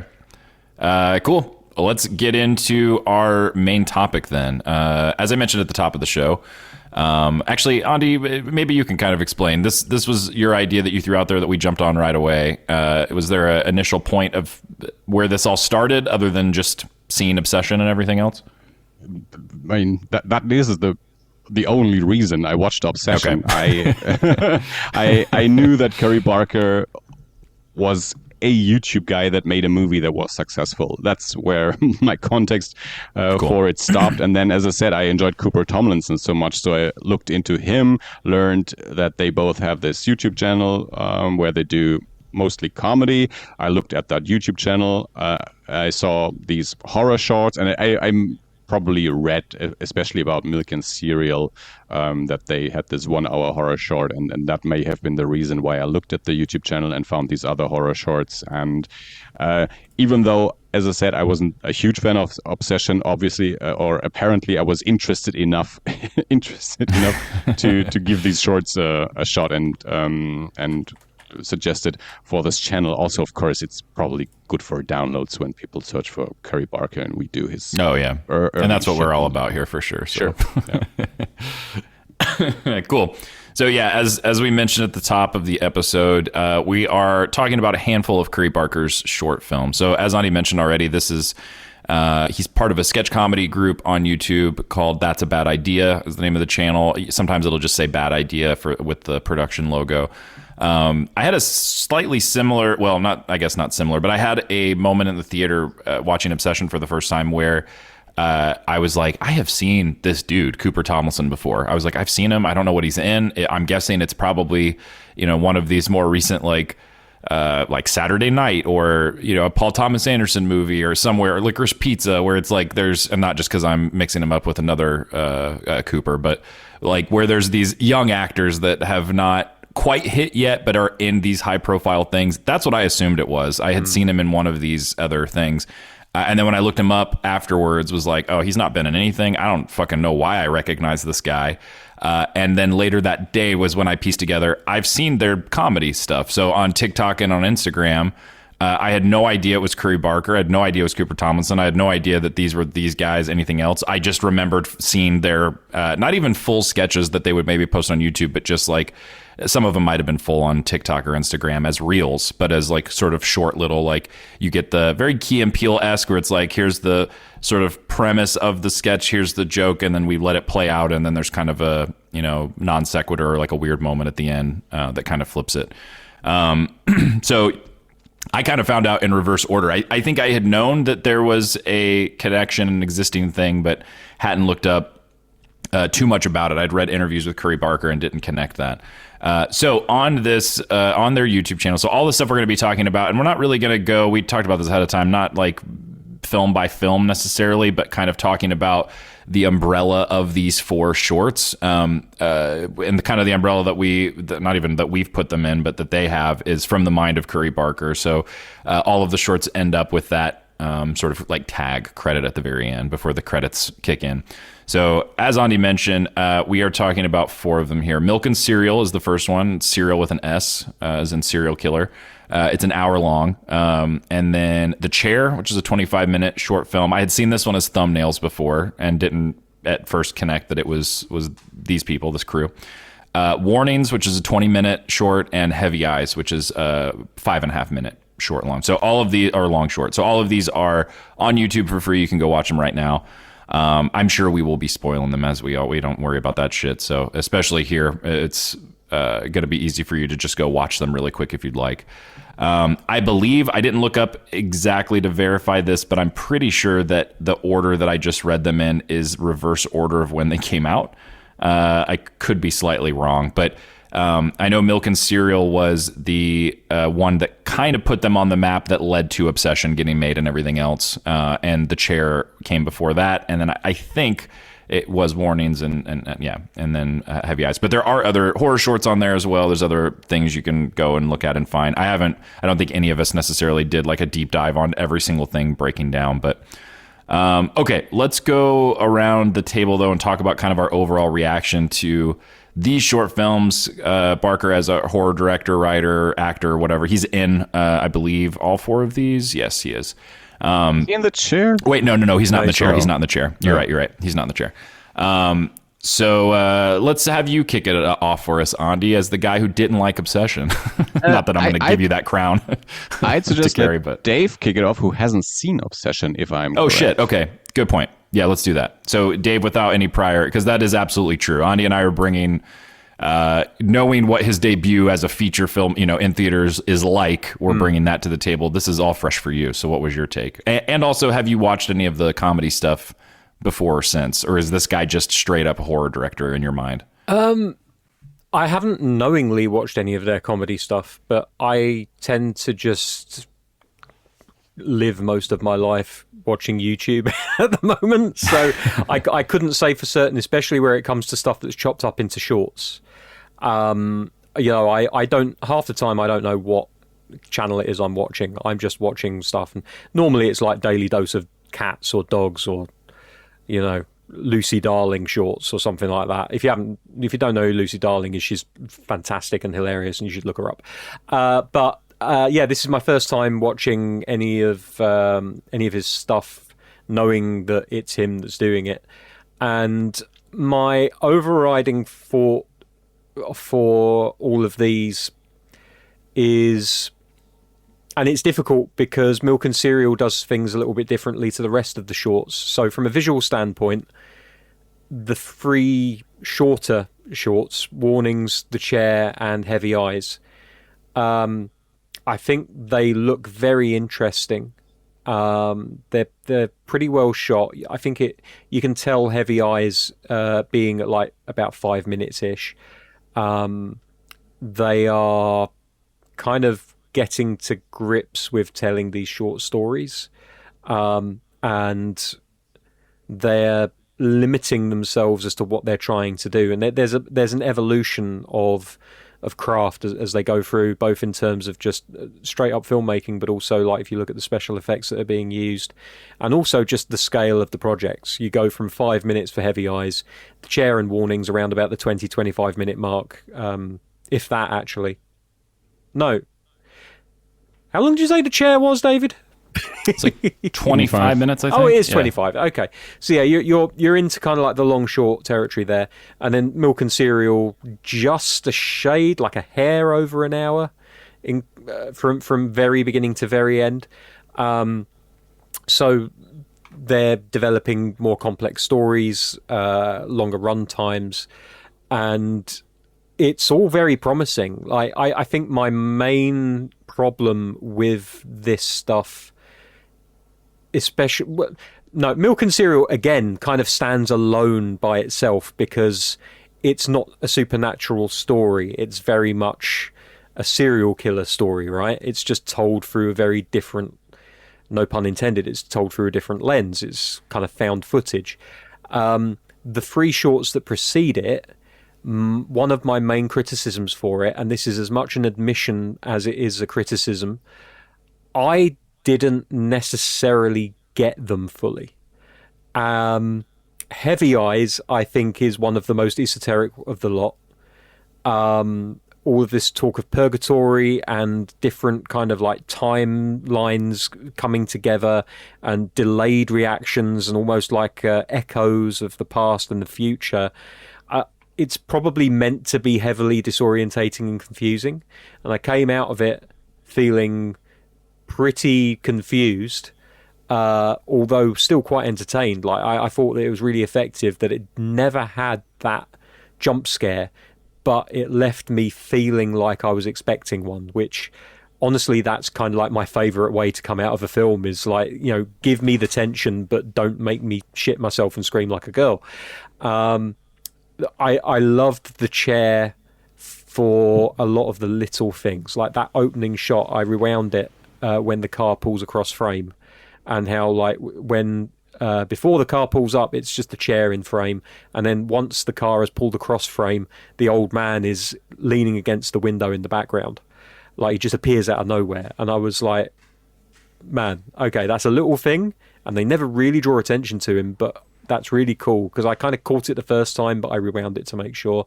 Again, the chair goes on to confuse you a lot, but I think that's the whole point of it, because it feels like it's drawing, and it's fairly heavy-handed in one point where she even says to him, like, you've got early onset Alzheimer's and you're dying from it. And I think that like the whole short is almost engineered to kind of show you how disorientating an illness like that can be. And if that was the intention, then I commend them very, very much for that. Manan had dementia, and it's a horrible fucking disease, and you lose the person a long time before you actually lose them, if that makes sense. Also, great gore at the end, a brilliant joke about the detective coming in, zipping his pants up because he's had sex with the girlfriend.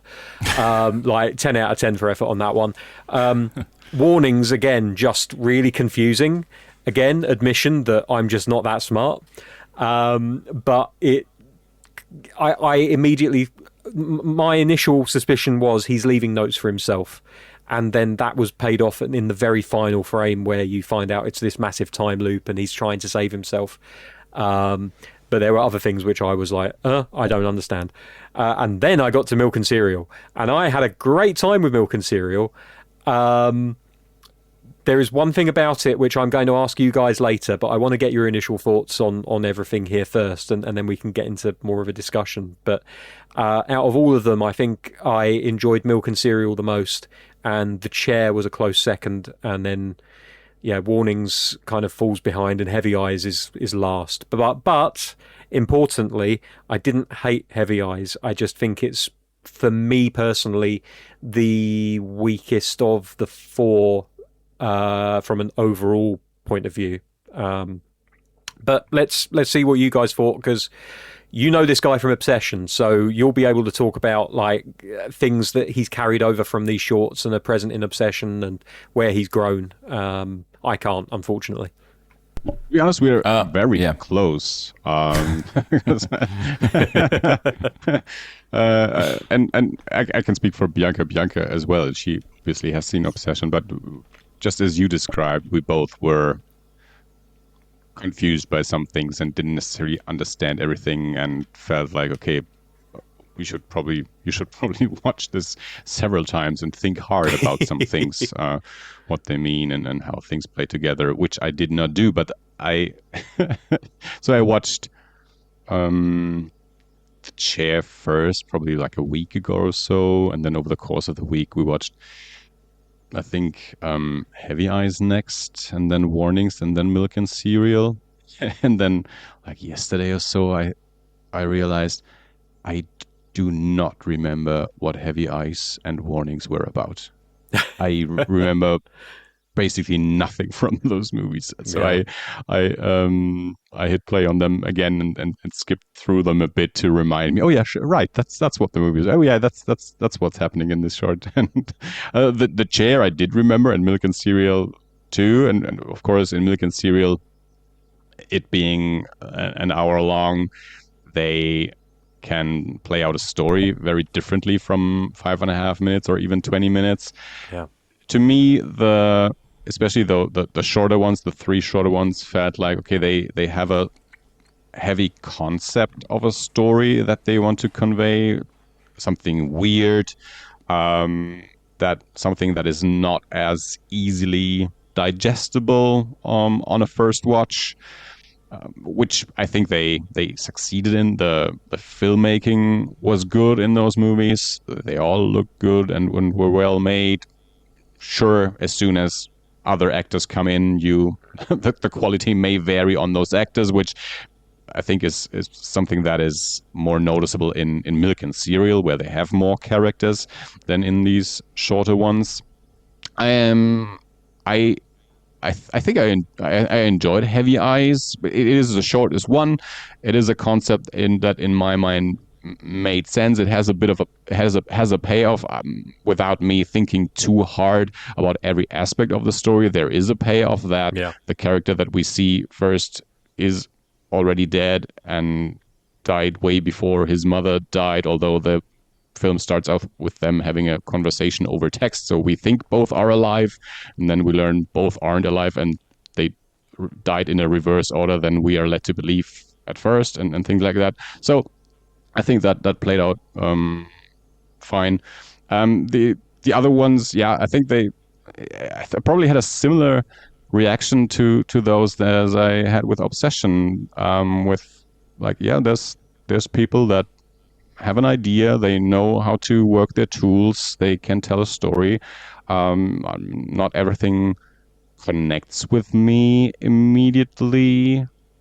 Also, something that I said to a colleague after having seen Obsession, and something that David has said often, you sometimes you watch, especially a first-time movie from someone that doesn't necessarily connect with you entirely, but you're interested in what will they do next once they have furthered their skills, once they have more money maybe to do something, better actors because maybe they weren't able to afford great actors, and that is something that made the movie not 100% for you, something like that. So it's not that I'm like super excited and can't wait for the next Curry Barker movie, but I see that these are people that have a vision, do their thing, and do it well, and maybe the next movie is a movie that I connect more with than these. Now, Milk and Cereal, I thought was very well done. Was a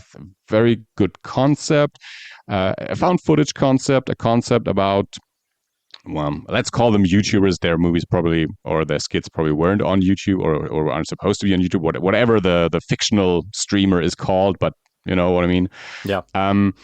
I felt at some point it went on a little bit too long for me. It had reached its peak, or my peak attention. I felt like the suspense curve had reached its peak, and then it was going down again, but it had still a fairly long time to go in the film. I didn't look at the timer, so I don't exactly know. Maybe it was the last 10 or 15 minutes or so where I thought, okay, now I'm losing my focus. My interest is waning. That this should have wrapped up earlier for my taste. But I think that the story itself and the way that the story is told, of course, I mean, the found footage thing, is this how it would work, that they always talk in the camera? And that movie works in the way that it is edited, that it reveals things to the audience about the things that you have already seen and puts them in different light, and the characters change with what you learn about them over the course of the film. So that's very well done, well constructed. So I thought if that is the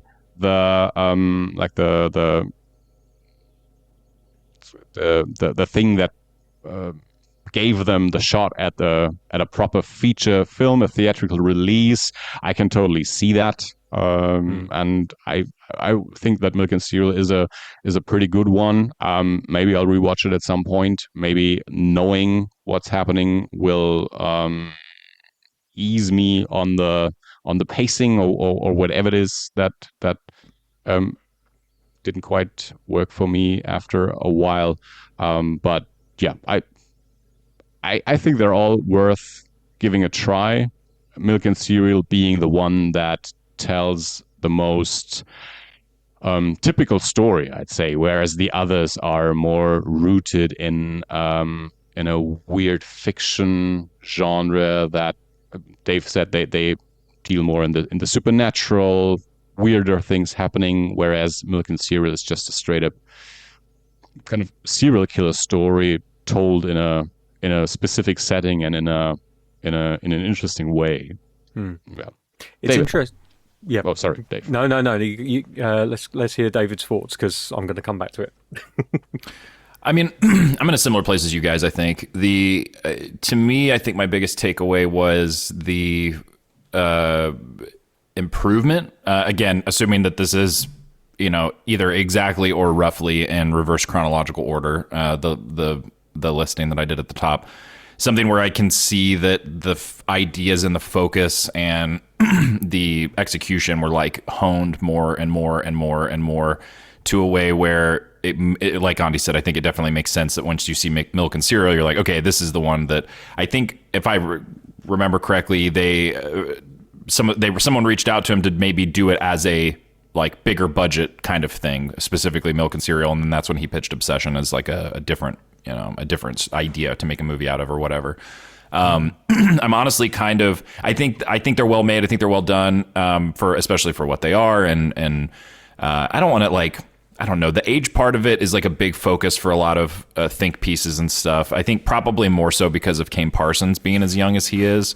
So I don't necessarily, I mean, Curry Barker, I think, is about 10 years younger than me. So he's in his late 20s at this point. So I don't know, to even kind of be like, especially for his age, it seems kind of crazy for him in particular, but developed and polished in a way that this early is absolutely impressive. I think that it wouldn't have surprised me if he would have made, you can look at so many other horror filmmakers that they had their shorts, they had their stuff, and then they also had one or two very low budget features that weren't that great, but people remember them, or maybe they were great, they just didn't have any kind of exposure or release system set up for them, and that didn't happen here. I mean, he went from these shorts to Obsession, and that was a pretty big jump, and a pretty impressive one, I think, too, because I think Obsession definitely has a tighter focus and a more specific sort of thing that's happening. It's interacting with the audience in a way that I think it's very much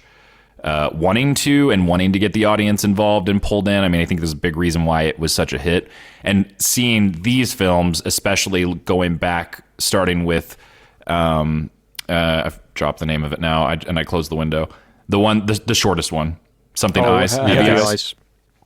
Where that one moving forward, they get less opaque, I think, but they are still also in a place where it's like you can tell that for them as this is my assumption, for them as filmmakers, it felt very familiar. There were times that different comics or stories or projects that Austin and I worked at in the past, especially like in college age. I'm 5 years younger than Austin, so for me it would have been college age, but where we kind of knew we were doing something that people might not like or might not care about, but it was much more interesting and important to us to do something that wasn't just feeding into that.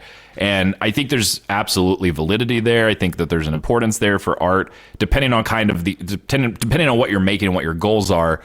I don't think that can stay immutable, or I don't think it can be something that you are fully successful with. So it made sense that they've kind of, with each one, tweaked it so it's a little less vague, it's a little less opaque, or it's a little less... With all of these, I felt like if I probably, either rewatched them or really paid attention in a deeper way, or looked up, reactions or theories or whatever else, that the answers would be there. I didn't get the sense with any of them that it was just some like artsy bullshit of like, what do you think it means? And it could be this. Maybe it's a metaphor for opium addiction. Like, it could be anything. I didn't get that sense. I got the sense that with all of them, they were like, man, we know what this is, but we also don't want to explain it. We don't want to like spoon feed it to the audience, which again, I think is absolutely a valid approach. But it makes sense that as they went forward, they lost some of that little by little, which I don't say as a criticism. I think it, for their particular, I keep saying they because I'm including Tomlinson in this too, I think. He has credits on all of these shorts. He's in them. He's, I think, involved with editing and producing and stuff too. So, but with all of them, I think that as they dropped more of that opaque sort of like, what does it mean kind of element, it's not surprising to me that they found a bigger audience and people were more interested in clicking into what they were putting out there. And then Obsession really has none of that. I didn't feel. Obsession to me was pretty straightforward in terms of, I think the world building, the mythology, all that stuff's very cool. I liked Obsession quite a bit. I thought it was well done. I'm not like on it like everybody else is, to the degree where I'm like, it's one of the boldest, craziest new horror movies of all time. I think it's one of the best of the year so far for sure. And I think it's really well made and well done. But it doesn't, it's pretty straightforward in what they're doing, and there's not a lot of stuff left open to interpretation. I think Curry Barker and Tomlinson both are pretty good actors. We mentioned Tomlinson already. I think Curry Barker, comedically, I'd only really seen him in those, and he is funny.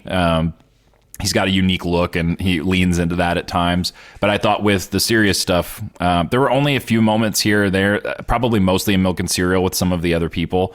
Other actors where you could feel the seams a little bit more in terms of it being lower budget, kind of amateur production, but, not, using Hollywood actor, that kind of stuff necessarily.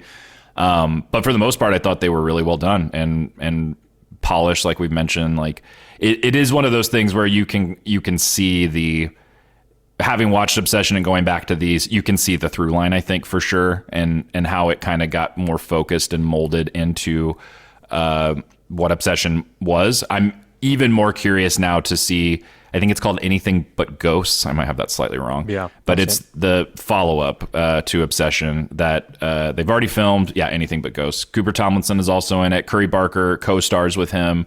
And it's specifically a horror comedy. So there's, they're kind of melding those two, super low budget. And it's been filmed, everything. It's shot. It comes out, I think, supposedly sometime this year. They haven't really announced a release date yet for it, so it could be early next year, I guess, at this point. I'm looking at it on IMDb, and it's got 2027 listed next to it, so potentially early maybe next year. Yeah. Yeah. So it's I'm curious for that one in particular to see kind of how they're then going to go back to this and meld it in a way. In a similar way, I've always wanted to see what Jordan Peele would do with comedy horror now, like how that would have changed for him coming out of that world and then going into horror in such a big and committed way.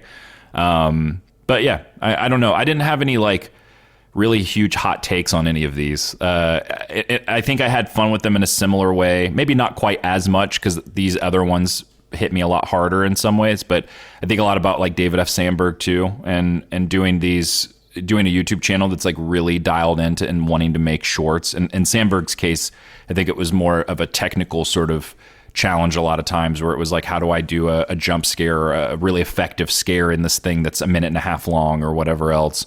Whereas Barker is playing more with characters and script and concepts, the afterlife, purgatory, mental illness, whatever else.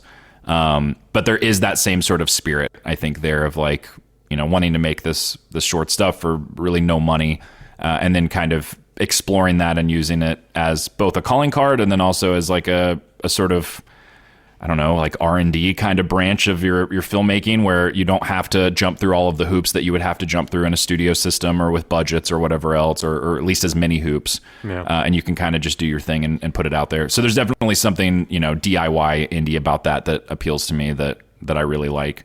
I don't know, had I not seen Obsession, if I would have watched any of these, if I would have cared a ton. I don't know that I would have watched any of them and thought like, oh, that was shitty or that was bad. I also don't know that I would have been like, I got to see the next thing that this dude made. Like they don't grab me in that way necessarily, but I think they're well made for sure. And Milk and Cereal, I agree with you guys too. I think Milk and Cereal is the best of the bunch. An hour is a weird runtime for something. Like Andi mentioned pacing kind of stuff. I felt a little bit of that too. Like, I think I told when I was watching it with my friend Sean last night, I told him because I think I was wrong. Last night I told him that I said it was a short, and he was like, well, I kind of think of it as like a feature or whatever. And I was like, I think an hour is still a short. But then every time I've looked it up, it's always said feature. So I could be wrong. I must have whatever the like technical runtime is. I did know what that. Sorry to cut in. No, you're good. Thanks to the fact that every year we would do a Generation Animation special and we would focus on the features and the shorts, I did at one point know what the official maximum runtime of a short was, and it was either 30 minutes or an hour, but I can't be absolutely certain on that at the moment. Okay. But I think unless it's submitted for an award in one of those categories, you can be fairly fluid with what you call it. Yeah, no, I think that's true. Yeah, it is a weird length for a short or feature. Let's say, I think depending on either way you go with it, because there's more. You got to put more meat on the bones to have it sustain be an hour, but also you can't do too much. So I did appreciate that the stuff that they didn't do with it. There were places that I thought for sure, or maybe not for sure, but I suspected they would go. My first kind of thought was like, okay, this is going to be a series to an absurd, almost Adult Swim kind of level of fake outs. Like that it's going to be fake out after fake out after, this was a prank. Well, actually, all of this was a prank. Actually, the prank goes back even further. And that would have been fun to a degree. It's fun in the movie, I think, or in the short when we see that kind of start to happen. But I was also happy that at a certain point that ended and the serial killer sort of reveal happens. And then we play that out. To me, I thought that was more effective and interesting, and otherwise I think it would have been fine, but just kind of gimmicky and like, I get it, yeah. And then this was a twist too, like, which just would have been that ad infinitum, ad nauseum, whatever you want to say. Yeah. I just looked it up, and it's 40 minutes is the official runtime maximum for a animated or a live action short at the Oscars specifically. Not that the Oscars is the rule maker for film up and down the land, but it's normally one of the pretty clear giveaways as to what is and should be considered one of the. I would imagine another big part of it is probably just traditions and norms and expectations for people, because if you're going to do a studio that releasing a movie in theaters and it's an hour long, no fucking way the studio or the theater chains are going to be like not going to be like add another 20 minutes. Like, I think we've all heard numbers where filmmakers talk about that, where they say if you want to have a theatrical release or a physical media release, the studio demands nothing less than whatever it is, 75 minutes or something like that, something in that region, I think. And that's what we then consider probably a feature. If you say me the movie is an hour, I'm not calling it a feature. I would call it a short. But me too. A long short. I mean, you can have 3 minutes, you can have an hour. Saying it's a short, that's a huge difference. You have to say a few more words to describe it. But an hour to me is not a feature. No. Interesting that you've both mentioned the pacing for Milk and Cereal. And I'm now circling back to what I said I was going to circle back to. And it's lined up beautifully for me. I was about 35 minutes into Milk and Cereal, and I thought to myself, yep, this is good. You can cut it here. Like, we just had the reveal that Milk was, in fact, pranking his friend Seven. And that he was, to all intents, well, he is a serial killer. And it was around about the 35-minute mark, and I was just kind of looking at where things were going, and I was like, you could have cut it at the reveal that he basically set his friend up, and that would have been fine. And then the movie carried on, and I became slightly less invested. And then the final scene of the movie happened, and something that has never happened to me before happened to me, which is I immediately took my original opinion and threw it out the window unreservedly and said to myself, no, it had to be this long because it's worth it for that fucking ending. And what I'm talking about specifically is the credits roll, and then just before the video stops playing, the camera gets picked back up. And in that moment, I was like, Milk is such a clever bastard, and he's gaslit Seven that much that he probably preloaded that gun with a blank and then a live round because he knew that he was probably speaking loud on purpose, so Seven heard him, so Seven would shoot him and then shoot himself. And he was squibbed up. He was squibbed up, and for me, because he was watching him waiting for his big entrance, and he was treating it not just like a murder plot, he was treating it like a prank, like you get on like Jackass and things like that. And it turned what was already a really interesting idea for me of like, you know, out pranking the prankster and also being a fucking psychopath, into, you know, it gave it that extra layer of he's fought this shit out and he's still alive. But I like the fact that they kind of pull that Inception ending where you don't exactly know where it's going because you don't get confirmation one way or the other. But yeah, I agree. The pacing from some point after the reveal that he was pranking Seven and that he was actually a serial killer to the point of the end of the movie, it felt like it had lost momentum and I was starting to lose a little bit of focus on it. There was enough going on there that I continued to be invested, you know, seeing the behind the scenes of him and the actor who played the old man and like all of the interactions between them and like how the drugging happened and all that kind of stuff. And the side quest of his two friends who discover that he is in fact a serial killer.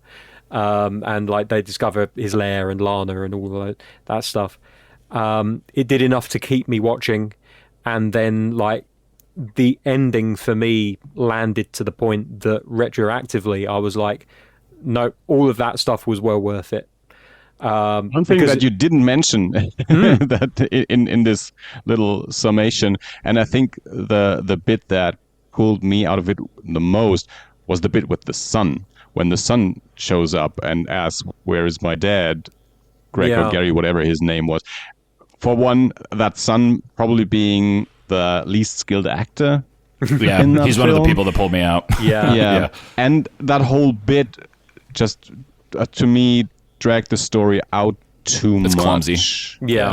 No, that's fair. That's fair. I think in service of where it ends up, it works because you have to have a reason for Seven to have the gun. You have to have a reason for them to be in proximity to each other. And you have to have Seven be so worked up, wound up and emotionally distressed that not only is he willing to kill his best friend, but then he's going to go on to kill himself. So again, it's one of those things where retrospectively I was like, this all works really well. But sitting through it, I completely agree with you. Like the guy's acting was not the strongest, and it did kind of pull attention away from the film a little bit. Lovely effect with we were talking about carotid arteries earlier. Different location on the body, but still a carotid artery. Him bleeding out into his shirt, and it kind of like, you know, soaking through, and that was good. I like the effect. Like the practical effects that they have in the film are pretty good, and again show the upscaling, for want of a better expression, of their endeavours all the way back to a 5-minute internet short, where it's literally a guy in front of a screen and a phone and like a woman in shadows, just filmed in his apartment, which we know is his apartment because he films in the same apartment in the very next short that I watched, which was Warnings.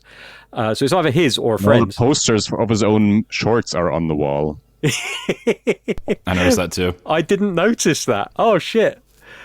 But yeah, like there's definitely like a arms race where it comes to like their improvement. Sorry. Where it comes to the things that they are able to do in service of the story. Like, look at The Chair and the fact that it's a fairly, I say easy like I could do it. I couldn't fucking do it. But, like, the effect where he opened... No, it wasn't The Chair, sorry, it was Warnings, where he hears banging in the boot of his car, or the trunk for our American friends. So he pulls over and he goes to open it, and then it just slams repeatedly up and down. That part. Like it's a split image effect. Like, it's not for people who are competent in special effects. It's a fairly easy thing to achieve, but it's effective, and it's something that I wouldn't be able to do myself. So, and then they move on and up and up and up, and then you end up getting to Milk and Cereal, and you've got squibs exploding left, right, and centre. Like blood effects for carotid arteries being stabbed, and it's just it's a constant improvement on the old school report form. But no, I do agree with you. To bring this rambling to an end, the acting of the son character wasn't great, but I think that in retrospect it works better than it does in real time experiencing the movie for the first time. I got nothing to add to that. I agree. Cool. Okay. Awesome. I always worry when I finish talking with these films. I always worry when I finish talking and no one says anything, and I'm like, yeah, I said something dumb this time, didn't I? No, you did it. I just think isn't excited about these films. I mean, they're fine. They're good. It's one of those situations where it's like I don't have like any. It would be better if I hated them in some ways for a podcasting conversation, but no, I think that it's hard not to watch it having seen Obsession, like to watch them with that lens, because even in some cases, I would imagine there are things that weren't that intentional, or maybe are just coincidences. But you do this every time, and I say you, I mean the royal you. I definitely do it every time this happens, where I'll go back and watch shorts of a director. I didn't watch the entire thing, but the week that we did Habit by Larry Fessenden, there's, I believe, the entire short film is on the lost my voice there for a second. The fucking, I forget who put it out now. Scream Factory, I think, collection. And I watched through some of it, and it's a similar, like, it's kind of in that case, it's a 1-to-1 thing of like he made a Habit short film and then made the feature, but tracking some of those ideas. Here's stuff that made it. Here's stuff that didn't.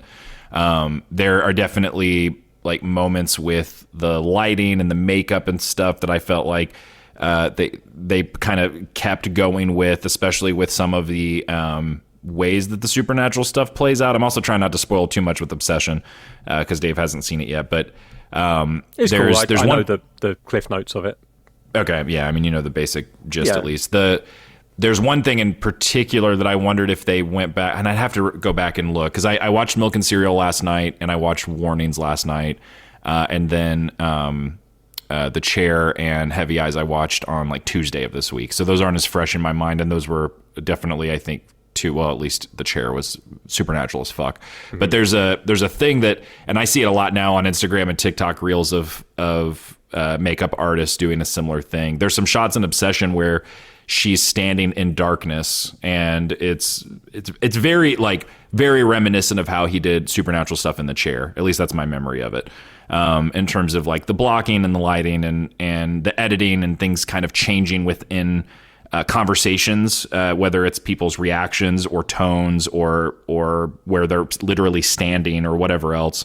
But there's a cool effect that you see a lot of makeup artists doing now that I believe, from what I've understood with Obsession, they also did a lot of it with makeup. There's not CG going on. There's not weird lighting happening or touch-up stuff, retouch stuff happening after the fact. They just put the actress in this very heavy makeup stylized look and then put her in a very specific form of darkness and lighting to where there's something so off-putting on like a animalistic kind of what's the fucking thing where eyes don't look correctly? Uncanny Valley. There's like an Uncanny Valley thing where on like an animalistic instinctual level, you're just like, this is off, this is bad, wrong, something's wrong. Like it hits you in that way, and it's just makeup. Like it's literally just how if you see her without just a normal lighting, it doesn't look as creepy, doesn't look as scary, but how they blended those two things in a practical way.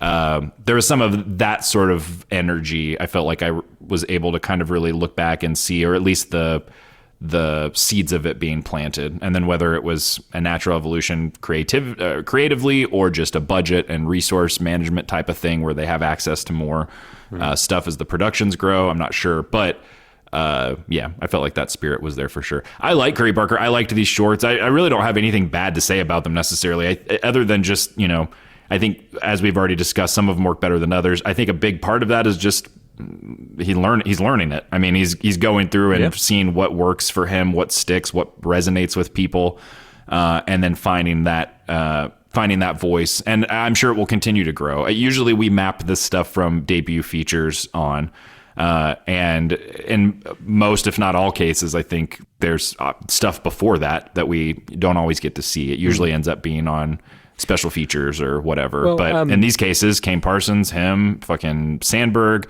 the guy that I mentioned a couple weeks ago that Spielberg just did a development deal with at Amblin or whatever, it's YouTube. So the format is just kind of shifted from physical media to something that everyone has access to basically at any time. Well, it's something that Andy mentioned a few weeks ago, which was a video that Patrick H. Willems put out where he was talking about the effect or the production pipeline that was the music video, and how a lot of directors got their start on music videos and then progressed through and made movies. And although that video was focused on music videos, there was an acknowledgement from Patrick H. Willems, more than an acknowledgement, that YouTube was kind of like the place where a lot of people are now getting their start.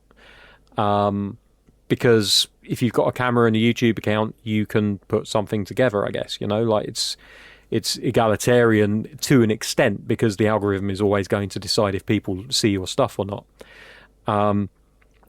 But yeah, like that's for me an interesting thing to look at now, is that, before you would see a music video by McG and you wouldn't know, the normal layman would not know that this music video was directed by McG. They would just know, yeah, that's a Madonna video, or that's a Prodigy video.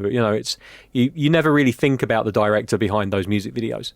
But with YouTube, the first thing you know about a video is which account it's come from, who it is that's made it.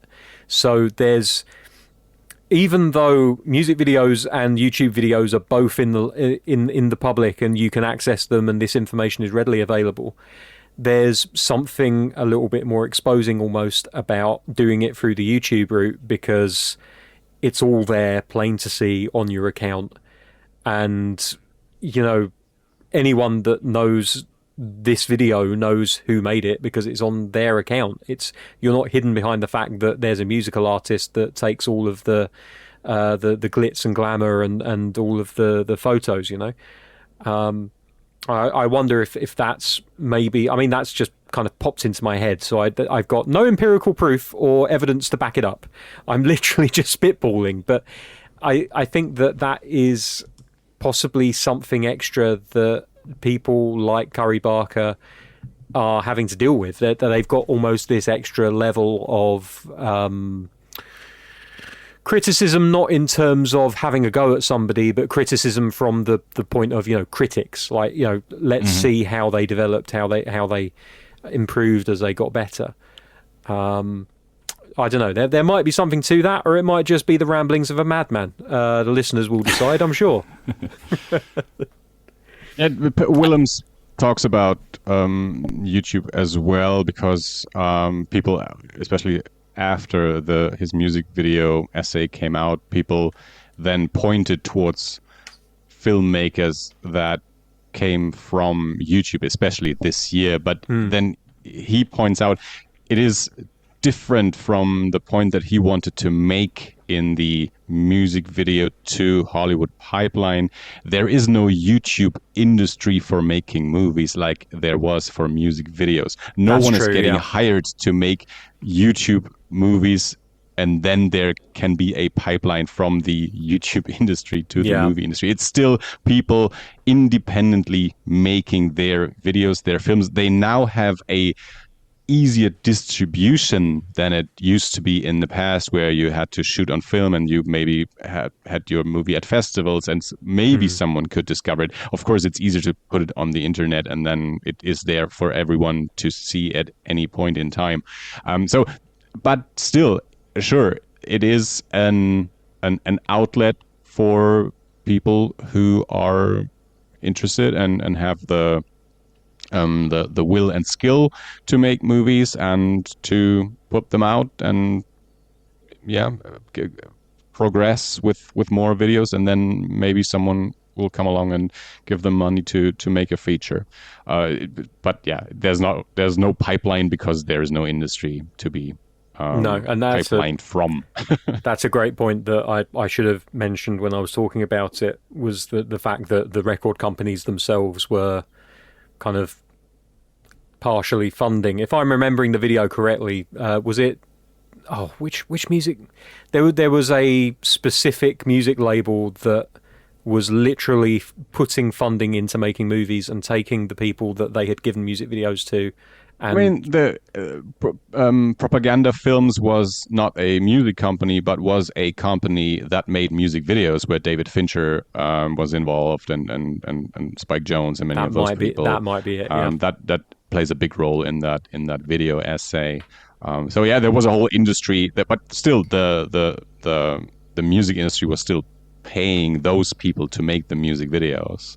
And yeah, but anyway, your point is still valid that YouTube is a place where new young filmmakers emerge and then get hired by Hollywood. It's just not that the pipeline that Willems is talking about with music videos. No. What I'm very interested in seeing this next movie, especially since Cooper Tomlinson and Curry Barker are teaming up again, also in front of the camera. I've watched a few of their comedic shorts after seeing Obsession and a couple of the horror shorts.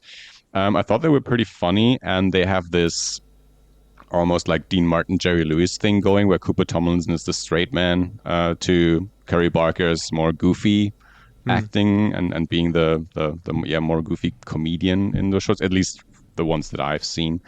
And them, I think they're pairing up as like ghost hunters or investigators of like these TV things with haunted places or whatever. I think it's one of the, if I remember correctly, it's one of those situations where it's like they don't believe in the supernatural, they're scammers kind of thing, and then a real haunting shows up. Yeah, something like that. Yeah, like the Frighteners or whatever that. Like a lot of other movies. Yeah. To be fair, yeah.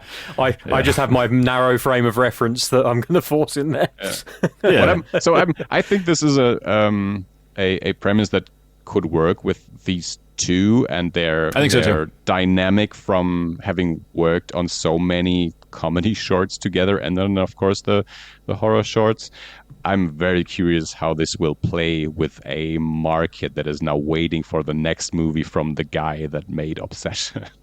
And even more so than that, he has said, and I would imagine this is going to be in a not very important or vital way, but for those people in particular, he has already announced that this new one is in the same universe as Obsession. So I would imagine it won't amount to a whole lot other than maybe like, oh, the company that made the One Wish Willow also made this thing, or there's a One Wish Willow in the background, that kind of shit. But I've already seen people kind of, especially people that get excited about shared universe kind of stuff or wanting to see the next. My next reaction to the golden age of TV and horror. It has taken over. No, overhand is not the phrase. Is it that it has? I don't know. Gotten out of hand. Yeah, gotten out of hand. Maybe that's what I was wanting. Wanting to say. Backrooms, same deal. Especially since most of the time, as you said, it means nothing for the movie. The same company made the cigarettes in every Tarantino movie. It means nothing, but you are clever for having spotted it. All right, I get it. I'm somewhere in between the two. I have a cynicism when they start to do that kind of shit, because a lot of times it just stems from them seeing success with MCU or whatever else and wanting to jump onto that. But I also have there's a purity to it for me, for sure, that when I was a kid, I loved that shit, that Red Apple cigarettes were in each movie, and that the Vegas brothers, that Vincent Vega and fucking Vic or whatever his name is, Mr. Blonde, were brothers, and Harvey Keitel in Reservoir Dogs mentions Alabama, and it's the Alabama from True Romance, like all that shit. But it is, every Views Universe movie. I wanted to write a book about all the connections between Kevin Smith movies at some point a long time ago. It's fun, but sure, we love that, but again, it does not do anything for the movie just because that is there. The movie does not get more exciting because there is some brand shared with another movie. Right. I think that there's, in some cases, there can be a, like the Views universe, for to use that as the example you meant. I think that it does eventually become a thing where it's cool to me that all of those characters live in the same place in my head. That when I see Banksy or whatever, and not Banksy, what the fuck is his name? That's the artist. Is it Banksy? Banksy's the graffiti artist. Yeah. Or is it Banky? It's Banky. Oh, yeah, I knew I had it slightly off.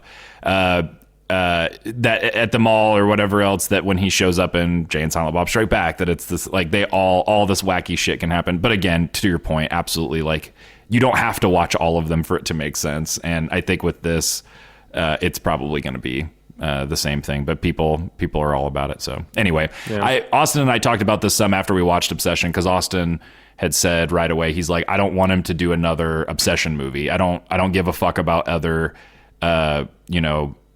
magical sort of items that might be in this world or whatever. I want him just to do something else that's new. And I was kind of torn. There was half of me that was like, yeah, I agree. Like, he had a big hit with this, but it shouldn't be now what he does for the next 10 years. No. Same way that, like, I feel kind of similarly with Kane Parsons and the Backroom stuff, even though I like that and I think he's great at that shit. Like, obviously he's carved out a niche for it. But then there is another part of me that's just kind of like, it's like anything else. It depends on how you do it, I think. So if Curry Barker does another horror movie that is nothing like Obsession, but we find out it's in the same world, it falls into that camp for me, where I'm just like, okay, for sure, whatever. I don't fucking care that much. But if the movie's good, if the idea is good, then cool. But I think it should always be kind of a, at most, enhancement thing. At worst, an Easter egg, but never something that is like, and we've seen this happen where the moment they try to do that, so often it fails. I mean, the Dark Universe, Universal, we got one of those. I was going to bring that up, yeah. But we got a whole ass cast photo with everybody together for it that everyone continuously to this day will bring up and mock. I mean, if there's a real connection like that they had planned for the Dark Universe, and how they did it with the Marvel movies, where it becomes a series, where the movies do not stand on their own anymore, but Us by Jordan Peele is not a better movie if there's a connection to Get Out. And I think I'm less annoyed by those connections. I'm more annoyed by the people who put too much weight on those connections and them being so clever for knowing that there is a connection. Yeah, sure. I get that for sure. Okay, I think we're probably done. One more thing, because I've not given her flowers yet, and I really want to, because of all of the performances in all of the films that we're talking about today. Haley Schwartz in the chair absolutely fucking lands it every single time. Like, her manic switching from like suicidal depression to overly happy preppy housewife to I'm gonna murder you with this spoon to, like the scene where they wake up and old man Franklin is sitting in the chair and he wakes her up, and Julie gets up and she just screams and screams and screams, and then just switches to this really creepy smile, and then just launches herself face first into the bed to go back to sleep. You need to watch Obsession, Dave. I was getting ready to say. I was waiting for Andi to say it. So I've read somewhere the chair was called the short that inspired Obsession. I don't know, or that knows some that is probably the movie that has the most DNA shared with what you see in Obsession. And you, Dave, especially pointing that out, that is Obsession. That is what everyone loves about that It's also movie. very specifically what Andi was talking about earlier, the not clicking for him that everybody loves. I'm with you, Dave. Like, that stuff did work for me. And it worked for me in Obsession, but that's funny that you hit on that, because that is such a defining thing of Obsession, I think. I just think, the first time you meet her, like, absolutely believe the character. There was no notes from me in how she portrayed it or anything. Like, she's a very strong actress. I think everyone in that, I might be missing a performance that wasn't so great, but off the top of my head, everyone in the chair pretty much does exactly what they need to do. Like, nobody stands out as a bad I do think she's actor. great. Yeah. And she just, like, kind of like for me is just like head and shoulders above everyone else. Like Anthony Pavone does a great job. Like when he starts to lose his mind, like you absolutely believe that this is a man that's on the edge of insanity. But I don't know. I've always been, as you know, manic pixie girls. Maybe a different type of manic pixie girl. This one, but kind of dig it. Kind of dig the energy, and gotta watch she just Obsession, man. knocks it out of the performance. Yeah. I will do. I need to. Do you know what? I'm actually going to check if there's any listings for it locally for the next couple of days, and I'll go and watch it. It's out now, or at least here. Yeah. It's I mean, like on video or video. Oh, Jesus really? fucking Christ! Yeah, it's been out on digital for a bit. Oh my god! Fucking. I've never agreed with anything so much as when I found out. I believe Andy posted it that France essentially mandates you have to wait 17 months or something from 17. putting it in cinemas God damn. to having Really? it out on streaming. And I'm like, fuck yeah, France! Like they might tear the city up whenever they lose at football, but god damn, they know how to protect their industries. In Germany, I just looked Obsession it is up. still in cinemas. I mean, it's been Okay. for a long time, but it's not out on home release yet. I don't know what the situation is in the UK, but maybe Yeah, you I could can be still wrong then. catch it at a cinema locally. It came out I just looked it up. It came out May 15th here in the US. So it's been a bit. We got it later. I think that's one of those occasions where we didn't get it at the same time as the US, so that's why it is still playing in cinemas and not out on home video yet. No, it's on streaming over here now. There you Oh, go. well. Missed Well, at it. least it's easy to get to. But Yeah, but it's also we twice don't- as expensive. well, yeah, that's true. We don't do double features with these, but I did want to, or typically when we do like a collection of shorts or something, we don't pair it. But I did want to quickly mention, if you liked Milk and Cereal and have not seen Creep or Creep 2, the films from Mark Duplass and I forget the other dude who's involved. He's like the other main guy. I absolutely should credit him. I didn't look it up ahead of time. They've also done the Creep Tapes, which is a series on Shudder. I haven't watched any of that. I've heard it's good. I'm a big fan of Creep 1 and 2, and they're ones that grew. The first one grew on me a bit. Second time I liked it more, and then was into the second one. I've only seen it once. But Patrick it has Bryce. Patrick Bryce, thank you. Yep.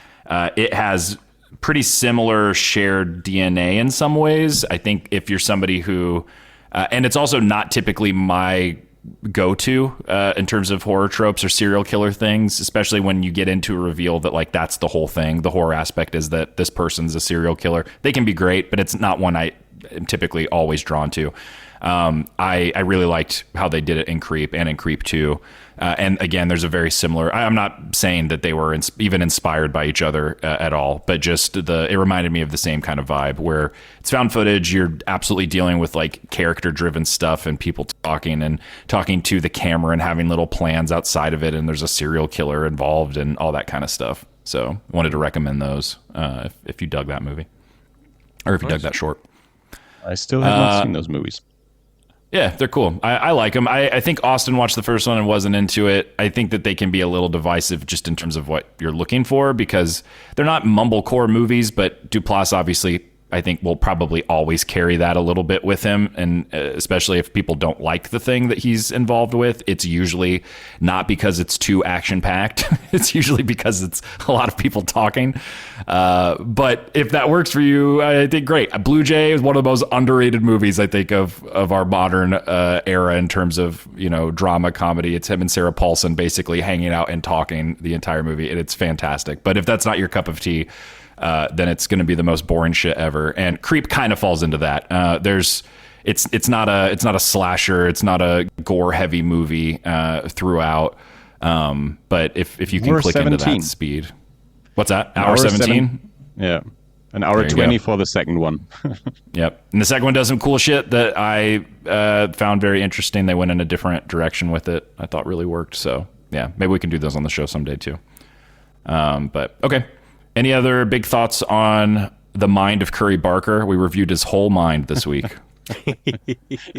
Got it all down. All right. Yeah. Okay. Nailed it.